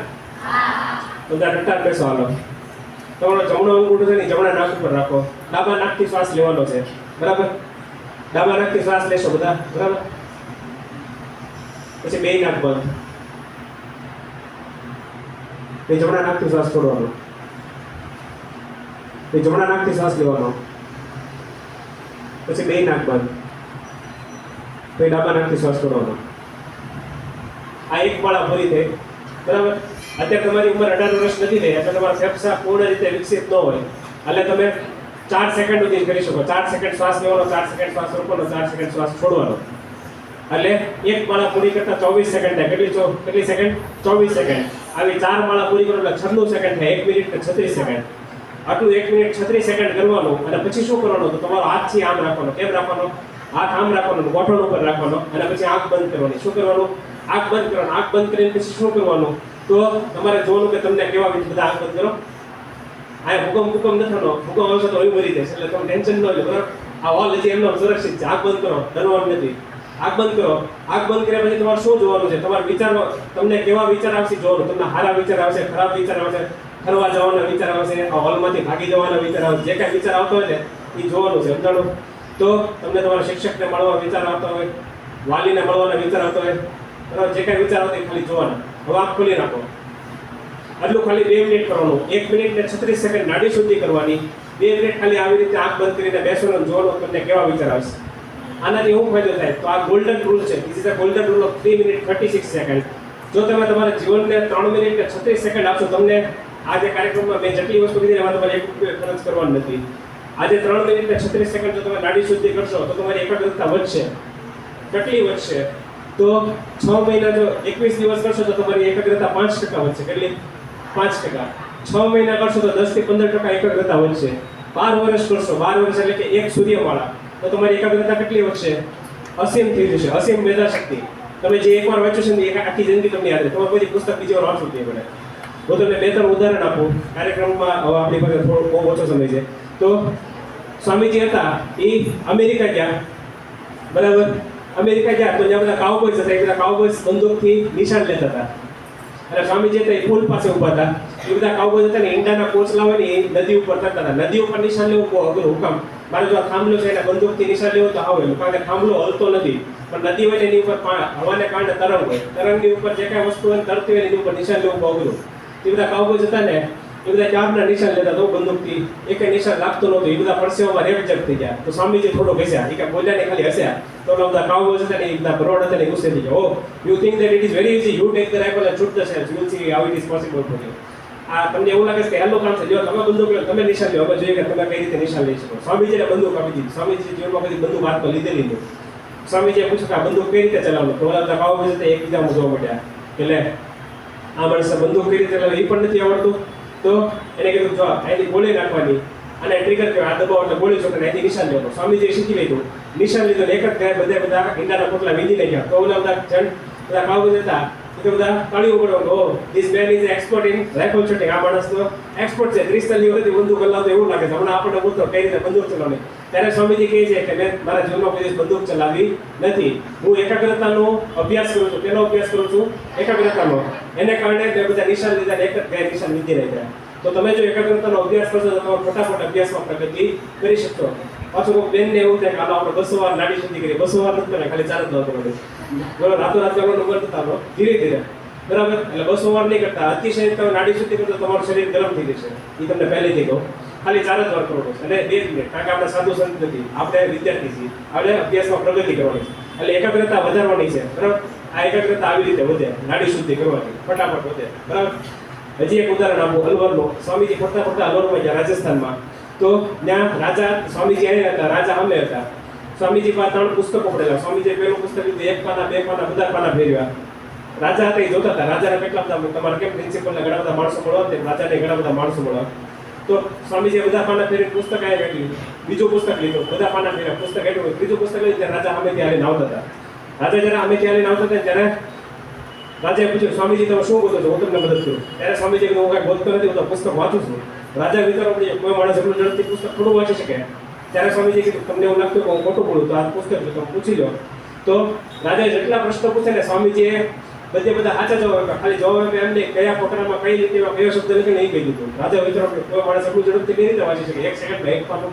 ત્યારે સ્વામીજી કહે છે કે જ્યારે બાળક નાનું હોય ને ત્યારે પહેલા બીજા ધોરણમાં ત્યારે એને શિક્ષક પાટીમાં કખમાં ક લખતા શીખવાડે ને. એ જ્યારે વિદ્યાર્થી થોડો મોટો થાય, 3જા 4થા ધોરણમાં આવે ત્યારે શિક્ષક એને આખો શબ્દ લખતા શીખવાડે. કમળ રમે છે, બરાબર, રમે છે, દોડે છે. એ જ વિદ્યાર્થી જ્યારે 7મા 8મા ધોરણમાં આવે ત્યારે શિક્ષક, ત્યારે એ વિદ્યાર્થી છે એ આખા વાક્ય એક સાથે લખી શકે. હું શાળાએ જઈ રહ્યો છું, મારા પિતાનું નામ આ છે, મારા મમ્મીનું નામ આ છે. તો સ્વામીજી કહે છે કે દુનિયામાં 95 થી 98% માણસો છે એ પોતાની બુદ્ધિનો વિકાસ ખાલી એટલો જ કરે છે. તમારા નવમાં વિજ્ઞાનમાં એક પ્રયોગ આવે છે કે બિલોરી કાચ હોય ને, બિલોરી કાચની તમે સૂર્યના પ્રકાશમાં તમે રાખો, નીચે કાગળિયું રાખો તો એ કાગળિયું હળગી જાય. શું કામ? કારણ કે સૂર્યના કિરણો બધા ભેગા થઈ જાય, એટલા માટે કાગળિયામાં આગ લાગી શકે. સૂર્યના કિરણો જ્યારે વિખરાયેલા થાય ત્યારે તમે પુસ્તક રાખો તો આગ લાગતી નથી. તો સ્વામીજી કહે છે કે માણસના મનની અંદર પ્રચંડ શક્તિ છે. જ્યારે એક કેન્દ્ર ઉપર જ્યારે એકાગ્ર થાય ને ત્યારે અદ્ભુત કાર્ય કરી શકે છે. એટલે સ્વામીજીએ કીધું કે મનને એકાગ્ર કરો, બરાબર. નાડી સુધી ખાલી 4 વાર જ કરજો. હજી એક વાર કહી દઉં છું, બરાબર. તો આખી એકાગ્રતા વધારશો તો તમે ફટાફટ પ્રગતિ કરી શકશો. મારી ગેરંટી છે, વોરંટી નહીં. તમારા ખીચામાં 1 રૂપિયો નહીં હોય પણ તમારી પાસે એકાગ્રતા હશે તો દુનિયાની કોઈ શક્તિ તમને રોકી નહીં શકે. એનું હું તમને એક જ મિનિટમાં ઉદાહરણ આપું. હું આવો કાર્યક્રમ શું કામ કરું છું એ તમને કહી દઉં. હું જ્યારે મારી શાળામાં હતો, હું આમ ફોર્થ વિદ્યાર્થી, હું આમ છેલ્લે બેઠો. અમારી શાળામાં 700 વિદ્યાર્થી હતા. અમારી શાળામાં 3 કલાકનો સ્વામીજીનો કાર્યક્રમ હતો. હું આમ છેલ્લે બેઠેલો. છેલ્લે એટલા માટે બેઠો કે કોઈ શિક્ષક ઊભા કરીને પૂછે ને કે એ આનો જવાબ દે, બરાબર. પણ કાર્યક્રમમાં મને એટલી ખબર પડી કે આજે ભાઈ બોલે છે એમાં કાંક છે. 9 વર્ષ પછી ત્યારે હું એન્જિનિયર બન્યો. હું પોતે એન્જિનિયર છું, બરાબર. માસ્ટર ડિગ્રી કરેલું છે, BEd MAd કરેલું છે. એન્જિનિયરિંગમાં આવ્યો ત્યારે હું 8 વાર નાપાસ થયો. કેટલી વાર? 8 વાર. ગણિતમાં પહેલી વાર નાપાસ, બીજી વાર, ત્રીજી વાર, ચોથી વાર, પાંચમી વાર, 8 વાર નાપાસ થયો. 8 વાર નાપાસ થયો, બરાબર. એન્જિનિયરિંગમાં 4 વર્ષ આવે, 2.5 વર્ષ હું નાપાસ થયો. ત્યારે મારે એવું 2 જ રસ્તા હતા, કાં તો ભણવાનું છોડ દો, કાં તો 1.5 વર્ષમાં એન્જિનિયરિંગ પૂરું કરું. 48 વિષય. અને પછી મને યાદ હતું મારી શાળામાં કોનો કાર્યક્રમ થયેલો? સ્વામીજીનો. 9 વર્ષ પછી મેં સ્વામીજીનું પુસ્તક ખોલ્યું અને વાંચ્યું.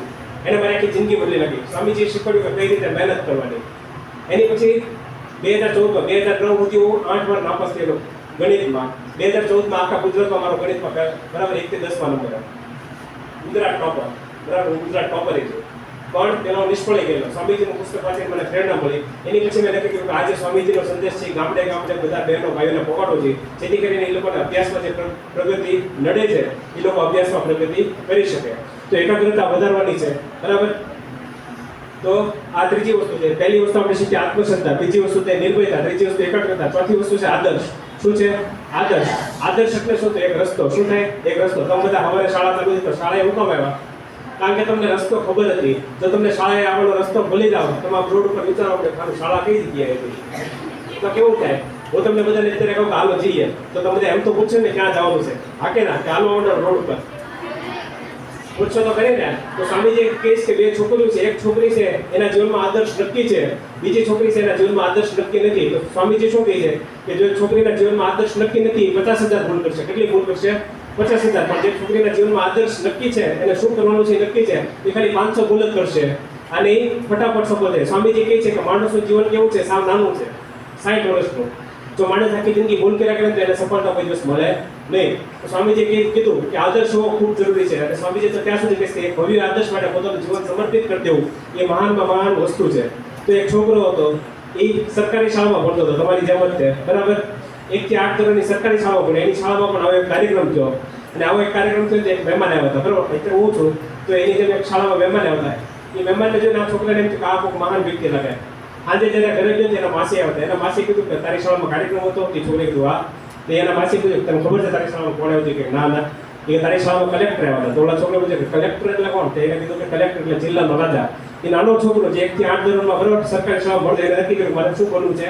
કલેક્ટર. એને આદર્શ નક્કી કરી નાખ્યો. આદર્શ નક્કી કર્યો તો શું થાય હું તમને કહું છું.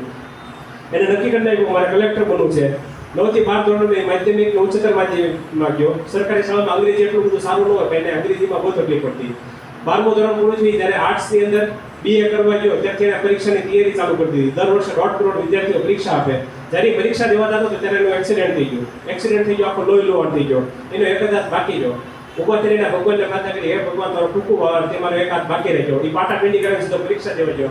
1 થી 1000 માં એનો નંબર આવ્યો. 1.5 કરોડ વિદ્યાર્થીઓ દર વર્ષે પરીક્ષા આપે છે. 1 થી 1000 જ નોકરી છે. કેટલી? 1000 જ છે. 1 થી 1000 માં તમારો નંબર આવે તો તમને નોકરી મળે. આ છોકરાનો 523 ની આસપાસ એવો કોઈ નંબર આવી ગયો અને નોકરી મળી ગઈ. સૌથી પહેલી નોકરી એને ભાવનગરમાં મળી. આ ભાવનગરની વાત છે એટલે જ કહું છું તમને. આપણે બધા ભાવનગરના આંગણે બેઠા છીએ. અને એ સૌથી પહેલી નોકરી એને ભાવનગરમાં મળી. 22 વર્ષની ઉંમરે એને IPS ની નોકરી મળી. Indian police services. એનું નામ છે સતીન હસન, બરાબર. શરીર તમે બધા ઓળખતા પણ હશો, બરાબર. નામ સાંભળેલું પણ હશે. અત્યારે અમદાવાદમાં છે, DCP traffic control police Ahmedabad, બરાબર. તો બધા પૂછે, કેટલા બધા પત્રકાર એની પાસે જાય કે આ તો એક ચમત્કાર છે. 22 વર્ષની ઉંમરે એક વ્યક્તિ IPS બની ગયો. પણ આ ચમત્કાર નથી. સ્વામીજી શું કહે છે કે જો આદર્શ તમે નક્કી કરેલો છે અને હા નાની ઉંમરમાં આદર્શ નક્કી કરેલો કે મારે શું કરવું છે, જો તમે આદર્શ નક્કી કરશો તો તમે સાવ નાની ઉંમરમાં સફળતા મેળવશો. નકર 40 વર્ષ સુધી 45 વર્ષે અમુક લોકો IPS બને. શું કામ? કારણ કે એને 30-35 વર્ષે ખબર પડે કે શું બનવાનું છે. તો તમે નાની ઉંમરથી નક્કી કરેલું હોય કે તમારે શું કરવાનું છે, તો તમે મોટા થશો એટલે તરત સફળ બનશો. પણ તમે બહુ મોટી ઉંમરે નક્કી કરશો તો અમુક લોકો તો હું હમણાં ખાઈને મળ્યો, બરાબર. એ બેંકમાં છે, એના પ્રમોશન ક્યારે મળ્યું ખબર? એને રિટાયર થવામાં 60 વર્ષ પૂરા થવામાં 1 મહિનો બાકી થાય ત્યારે પ્રમોશન મળે. આવું પ્રમોશન કહેવાય. જે કાંઈ કરવાનું છે અત્યારે જ કરવાનું છે. એટલા માટે સ્વામીજી કીધું આદર્શ હોવો ખૂબ જરૂરી છે. તમે બધા ફેરફદોડી ફરો છો? હા કે ના? ફેરફદોડી ફરતો આંદોલન હાથ મૂકી દે તો શું થાય? પડી જાવ ને, બરાબર. તમે બધા રિક્ષા બસમાં બેઠેલા છો? રિક્ષા બસમાં બેઠા તમને ઊંઘ આવી જાય, બરાબર, તો શું થાય? અને ઢાળ આવે તો શું થાય? પડી જાવ ને. પણ તમે જાગતો, તમે લોખંડનો દાંડીઓ પકડી રાખેલો તો તમે પડી જાવ. તમે બધા ખોખો રમતા હો, ખોખોમાં તમારે ઝડપથી બોલ કરવો તો શું કરવું પડે? દોડવું પડે, બરાબર. ઝડપથી બોલ ન દોડી શકે, ઝડપથી સીધું દોડી શકાય, બોલ ન કરી શકાય. તો જિલ્લા કક્ષાની રમતો ને તેમાં 2 છેડે થાંભલા આપેલા હોય. થાંભલા પકડીને બોલ કરવાનો હોય. શું કામ? કારણ કે એને પકડ્યા વગર બોલ કરો તો બેઠા પડી જાય. ઝડપથી આપણે સીધા દોડી શકીએ પણ બોલ ન કરી શકીએ. એટલે આની ઉપરથી શીખવાનું કે તમારે કાંઈક પકડવું પડશે, આદર્શને પકડવો પડશે. તમારે ગાયક કલાકાર બનવું હોય તો તમારે દિવાળીબેન બિલ, બરાબર, કિંજલબેન, તમારે ક્રિકેટર બનવું પડે તો ચોપરા અંજુમ છે, બરાબર. તમારે શટલ સ્ટાર બનવું હોય તો સાયના નેહવાલ. તમારે માઉન્ટ એવરેસ્ટ ચડવું હોય તો અરુણિમા સિન્હા. તમારી પાસે આદર્શ હોવો જોઈએ. તમારી પાસે આદર્શ નહીં તો તમે પ્રગતિ કરી શકશો નહીં. છેલ્લી વસ્તુ, પહેલી વસ્તુ આપણે શીખીએ આત્મશ્રદ્ધા, બીજી વસ્તુ નિર્ભયતા, ત્રીજી વસ્તુ છે એકાગ્રતા, ચોથી વસ્તુ છે આદર્શ અને છેલ્લી વસ્તુ સૌથી કિંમતી વસ્તુ, સૌથી અઘરી વસ્તુ પણ છે, એટલા માટે છેલ્લી છે હવામી વાતાવરણ એક છે બરાબર. તો ચારિત્ર ઘડતર, ચારિત્ર એટલે શું? તો સ્વામીજી કહે છે કે તમારી પાસે પૈસાથી કાંઈ મળતું નથી. પૈસા, નામ, કીર્તિ, યશ આ બધીથી કાંઈ ફાયદો ન થાય. માત્ર ચારિત્ર જ મુશ્કેલીની વજ્ર જેવી દિવાલોને કડરની તમારી માર્ગ કાઢે છે. જો તમારી પાસે ચરિત્ર મહાન હશે તો તમે અસંભવ વસ્તુને સંભવ કરી શકશો. તો તમારી પાસે ચરિત્ર નહીં હોય બરાબર તો તમે કાંઈ મહાન કાર્ય કરી શકશો નહીં. તો બધા અત્યારે વિદ્યાર્થી છો તો તમારે અત્યારે ચરિત્ર ઉપર ચરિત્રનો વિકાસ કઈ રીતે કરો? તો સ્વામીજી કહે છે કે ચરિત્રનો વિકાસ કરવો, ચરિત્ર ઘડતર કરવો તો બીજાને મદદ કરવી પડે. શું કરવું પડે? બીજાને મદદ કરવી પડે બરાબર. પણ આપણે બધા કેવી મદદ કરીએ બરાબર? સાહેબ અમે ઊભા હોય, મેડમ આમ ઉપર, હે બોલો ડાક્ટર જે પડતો, હે ઓલામાં હું જવાબ આવે. આપણે જરીકે શરમ ના આવે. જાણો છોકરી આવું કરતી હોય, હું ભણાવું છું, શિક્ષક જ છું, કાંઈ સેલ્સમેન નથી. એટલે મને ખબર છે છોકરી ચોરી કરતી હોય, છોકરી દુપટ્ટામાં લખી નાખો, છોકરી પગ ઉપર લખી નાખો, પગ ઉપર લખી નાખે ચોરી કરતી હોય. એટલે ચરિત્ર ઘડતર ખૂબ કિંમતી છે. જો ચરિત્ર ઘડતર નહીં કર્યું હોય, તમારે જો મદદ કરવી હોય તમારી બહેનપણીને, તો પરીક્ષામાં મદદ ન કરો. તમારી બહેનપણીને કહી દો હું તને આખું વર્ષ ભણાવીશ બરાબર. 11 થી 5 કે સવારે 8 થી 12 શિક્ષકો ત્યાં હાજર હોય, શિક્ષકો હાજર હોય ત્યારે એને પ્રશ્ન પૂછો. પણ જો ભણવામાં કંઈ બીજો ડાઉટ હોય એને જો કોઈ તારા ઘરે આવીને તને 1 કલાક મદદ કરાવે, જો તમે ભણવામાં હોશિયાર તો આવી રીતે મદદ કરો. એને પરીક્ષામાં ચોરી કરવા મદદ ન કરો. પરીક્ષામાં ચોરી કરવા મદદ કરો તો તમારું ચરિત્ર હીન થાય છે, એનું પણ ચરિત્ર ડાઉન થાય છે. બેસ્ટ ઓપ્શન એ છે કે તમે એને મદદ કરો પણ સકારાત્મક રીતે. પરીક્ષામાં એને કીધું હું ચોરી નહીં કરું, આખું વર્ષ તને દાખલો કરાવી દઈશ, તો પરીક્ષામાં તને ચોરી નહીં કરાવું. જો તમે આમ કરશો તો તમારું ચરિત્ર પણ મહાન બનશે, એનું પણ ચરિત્ર મહાન બનશે. ચરિત્ર મહાન બનવા માટે સ્વામીજી કીધું બીજાને મદદ કરો. આપણે બધા અત્યારે આળસુ બનતા જઈએ. તો સ્વામીજી એવું કીધું કે ઘરકામમાં તમારી મમ્મી પાણી ભરતું તો પાણી ભરવા મદદ કરો, રોટલી બનાવવા મદદ કરો, કચરા પોતા કરવા મદદ કરો. હું પોતે કરું છું મારા મમ્મીને બરાબર. એને બધી દીકરીને આ બધું છોકરીને જ કરો, છોકરા કઈ નહીં કરે. છોકરા કઈ કરશે, બધા છોકરા કઈ ખાવડું લે, ખાવડી લે, ઝાડુ લે, તો હું કરું જ છું. એટલે હું કરું છું. એવું કાંઈ નથી દેખતા તમને બધાને ગુલામ બનાવો, એવું કાંઈ નથી. આપણે એવી માનસિકતામાંથી આવતા જ નથી બરાબર. Highly modern thinking. તો સ્વામીજી કહે છે ચરિત્ર ઘડતર કરવું તો તમારા મમ્મીને મદદ કરો. આપણે બધા શું કરીએ? ભણવાના નામે આપણે બહેનપણીના ઘરે જઈએ, ત્યાં પિક્ચર જોવા મળીએ બરાબર. એટલે બધી મને ખબર જ છે, હું ભણાવું છું એટલા વર્ષોથી, એટલે આવી ભૂલ નથી કરવાની. જો તમારા પાસે ટાઈમ હોય પિક્ચર જોવા કરો, તમારા મમ્મીને મદદ કરવા બરાબર. ભરત પડતા હોય, ટીકી પડતા હોય, જે કાંઈ 10 રાખડી બનાવતા બરાબર, આ બધા લઘુ ઉદ્યોગો છે જે ભાવનગરમાં હાલે છે, એમાં મદદ કરાવો. મદદ કરશો તો તમારું ચરિત્ર મહાન બનશે. નીડર બનો બરાબર. તો આનાથી ચરિત્ર ઘડતર થાય છે. પરીક્ષામાં ચોરી ન કરાવો, તેનાથી તમે ફટાફટ પ્રગતિ કરી શકશો બરાબર. તો અહીંયા આપણો કાર્યક્રમ પૂરો થાય છે. જય હિન્દ, જય ભારત.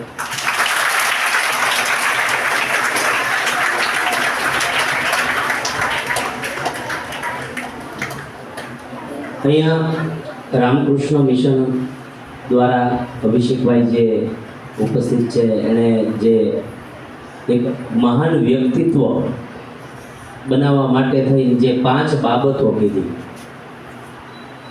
એ 5 બાબતોને છે એ તમારે પોતાની અંદર છે એ ઉતારવાની જરૂર છે. જે જગ્યાએ 11મા ધોરણની બહેનોને ખબર છે કે આ બધી બાબત માટે હું કહેતો હોઉં છું.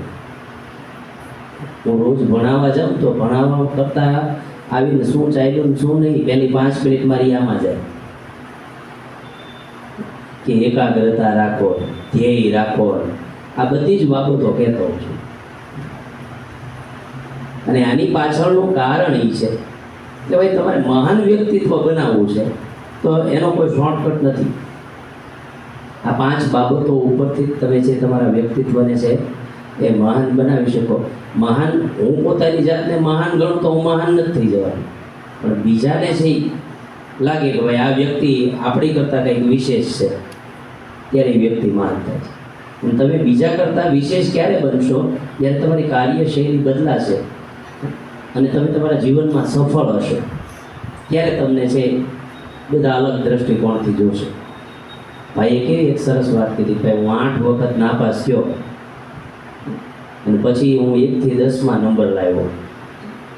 તો આ છે એ આપણે શીખવાનું છે કે ભાઈ કેવી રીતે જીવનમાં સફળ થવું. અને સફળ થવા માટે થઈ છે ને તમે તમારા મહેનત, તમારું લક્ષ્ય આ બધું નક્કી હોય, નિર્ધારિત કરી રાખ્યું હોય તો તમે સફળ થાવ. એટલે આ તકે રામકૃષ્ણ મિશન તરફથી આવેલ અભિષેકભાઈ ગોહિલનો હું માજરત સંસ્થા વતી ખૂબ ખૂબ આભાર પાઠવું છું સાહેબ. અને જે દીકરીઓને આ પાઠ એ પૂરું પાડ્યું, કારણ કે જીવનમાં આ બધી બાબતો જરૂરી છે. જેમ સિંહ કે વાઘ છે ને, એને કોઈની ઉપર હુમલો કરવો હોય તો એ સીધો કૂદકો નથી મારતો, એને 2 ડગલા પાછળ જવું પડે પછી કૂદકો. એમ જીવનની અંદર આવી આવી બાબતો છે ને, ક્યાંક એ આપણે 2 ડગલા પાછળ જઈને શીખવાની જરૂર છે. તો જેથી કરીને આપણે લાંબી છલાંગ લગાવી શકીએ. છલાંગ લગાવીએ છે ને, એટલે આ બાબતો છે એ માત્ર એક કાર્યક્રમ નહોતો, આ ખરેખર અંદર ઉતારવાની વાત છે. મતલબ ઘણી વખત અમુક બહેનોને એવું લાગતું હોય કાર્યક્રમ એટલે આપણે અડધી કલાક બેહવાનું, જે આવે એને સાંભળવાના અને પછી ખંખેરીને વયા જવાનું. ખંખેરીને જવાની વસ્તુ નથી. ખૂબ મહત્વની બાબત કીધી છે. તો ફરી એક વખત અભિષેકભાઈ ગોહિલ, આપનો ખૂબ ખૂબ આભાર. સાથે હૃદયપૂર્વક આભાર માનું છું. અને આ તમામ દીકરીઓ જેણે જેણે છે એ આ બાબતો સાંભળી ધ્યાનપૂર્વક, મારું ધ્યાન હતું કેટલીક બહેનોનું ધ્યાન નહોતું સાંભળવામાં, તો ઓલી પંક્તિ છે એના જેવું છે, જે જો સોવત હે વો પોવત હે, જો જાગત હે વો પાવત હે. જાગ્રત અવસ્થામાં રહીને જો સાંભળ્યો છે ને તો તમે ઘણું બધું મેળવ્યું છે. બાકી વાતોમાં લાગેલા હતા એને બધું ખોયું છે. આજે એ જીવનમાં ધ્યાન રાખે. બરાબર.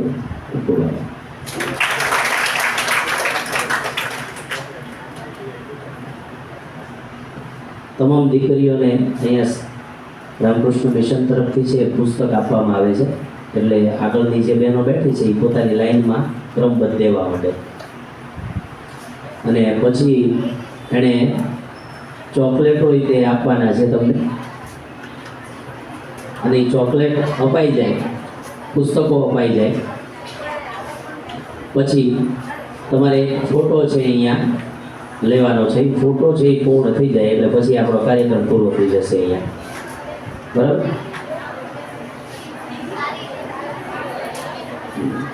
પાછળ બહેનો છે એ તમે એવી રીતના નહીં બેન, આપણે છે ને પુસ્તક છે એ હાથમાં લઈ અને ચાલવા માંડવાનું, એક એક લેતા જાય.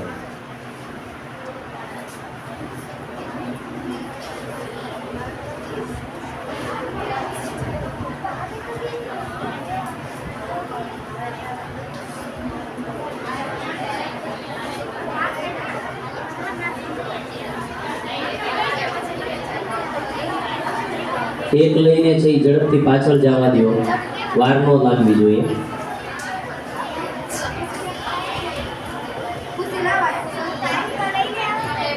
અને આ પુસ્તક છે એ નાનું છે પણ બહુ મહત્વનું છે, એ ધ્યાન રાખજો.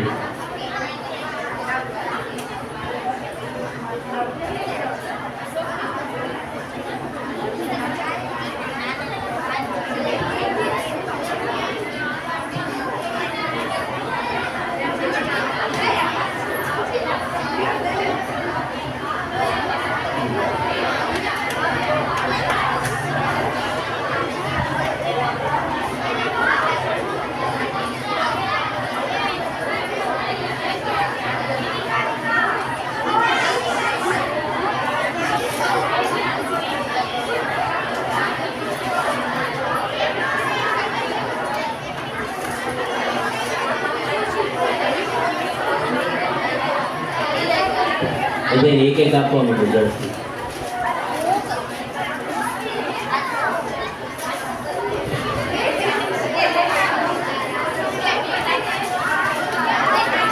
પુસ્તકો ક્યાંય બાકી છે? પાછળ બાકી પુસ્તકો છે કે પૂરા થઈ ગયા? અભિષેકભાઈ ઓકે.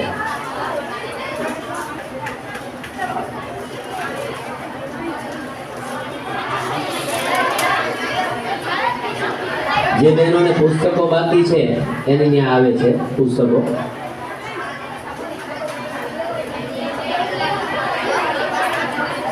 જેની સુધી એ પુસ્તક પહોંચ્યું એ પુસ્તકની અંદર જોજો ઘણી સારી સારી બાબતો લખી, તમને જો વાંચતા આવડે તો.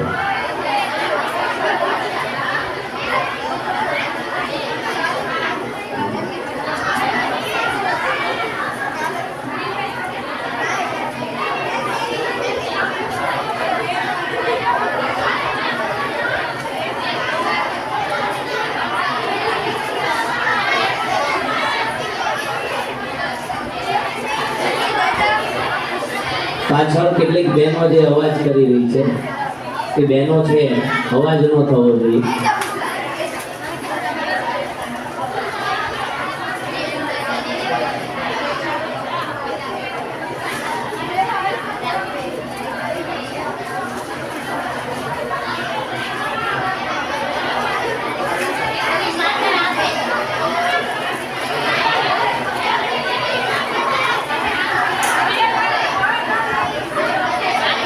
ભાઈ તમે છે ઈ અંદર રાખો.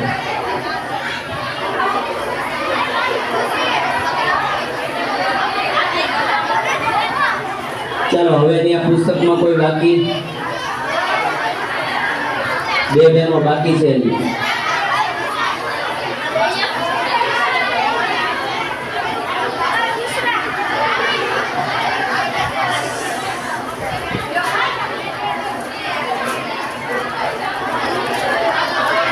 પુસ્તકમાં બે બહેનો ઓલી સાઈડ કોઈ બાકી બે પુસ્તકો છે બે કહી શકાય બે પુસ્તક નહીં હવે બે બહેનો બાકી છે.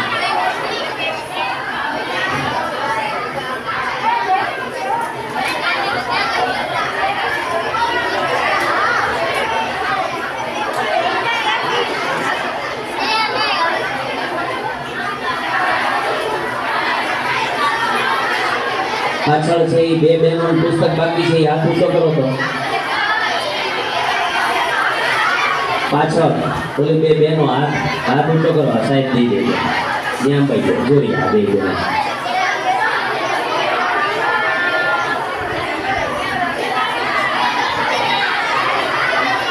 ચલો હવે બધાય જે છે એ ચોકલેટ ની પૂરું પહોંચી ગયું છેલ્લે સુધી ચોકલેટ પહોંચી ગઈ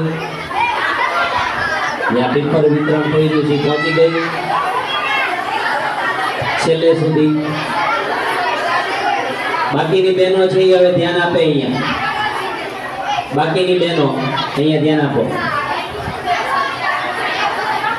અને પાછળ ઓલી બહેનો જે બોલ બોલ કરે છે બહેનો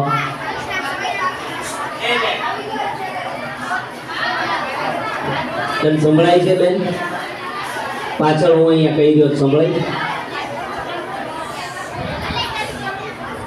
એટલે અહીંયા પછી મારે કોઈકને કહેવું ન પડે કડક શબ્દો.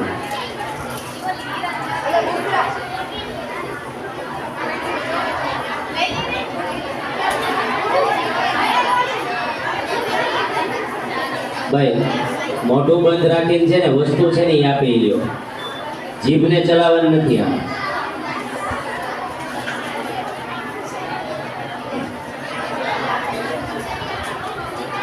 થઈ ગયું વિતરણ આમે બધા સુધી પહોંચી ગયું.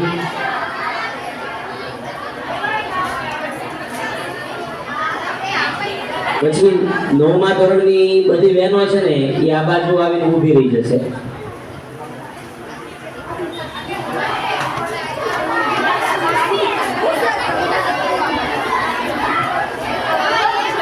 બરોબર બસ હવે અહીંયા આગળ ઊભી જ ને એ એટલી ઊભી રહી જાવ બાકીની બધી છે એ નહીં સમય આપણે ફોટામાં બરાબર એટલે આગળ ઊભી છે એટલે ઊભી રહી જાવ એનો.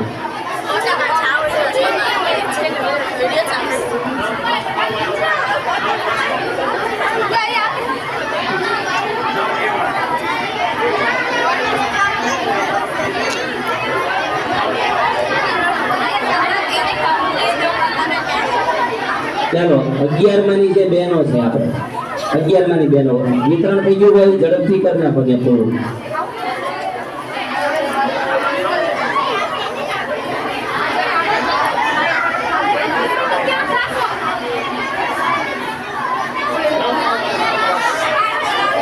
ભાઈ 11માં જવા દો 11માની બહેનો આપણે આ બહેનો છે પાછળ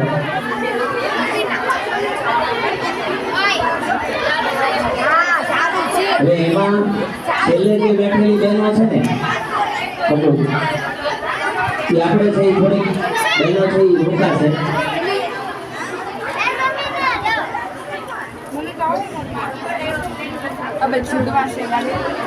આ લાઈન છે ધારો કે તો એ લાઈનની બહેનો છે એ વાતો કરે છે ઊભી મિટાઈ છે અને ઉતરશે.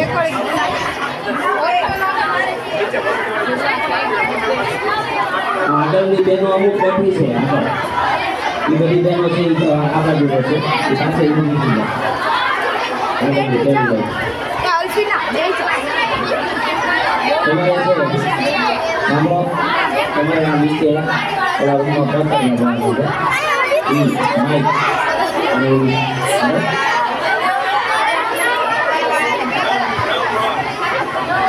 પછી નહીં તમે 5 બહેનો ઊભી કરો.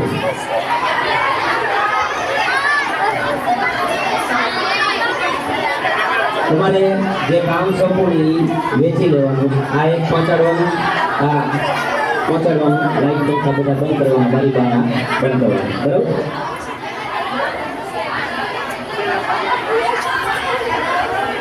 ચાલો નવમાની આ પાછળ ઉભેલી બધી બહેનો છે એ ધીરે ધીરે છે એ જવામાં રહેશે.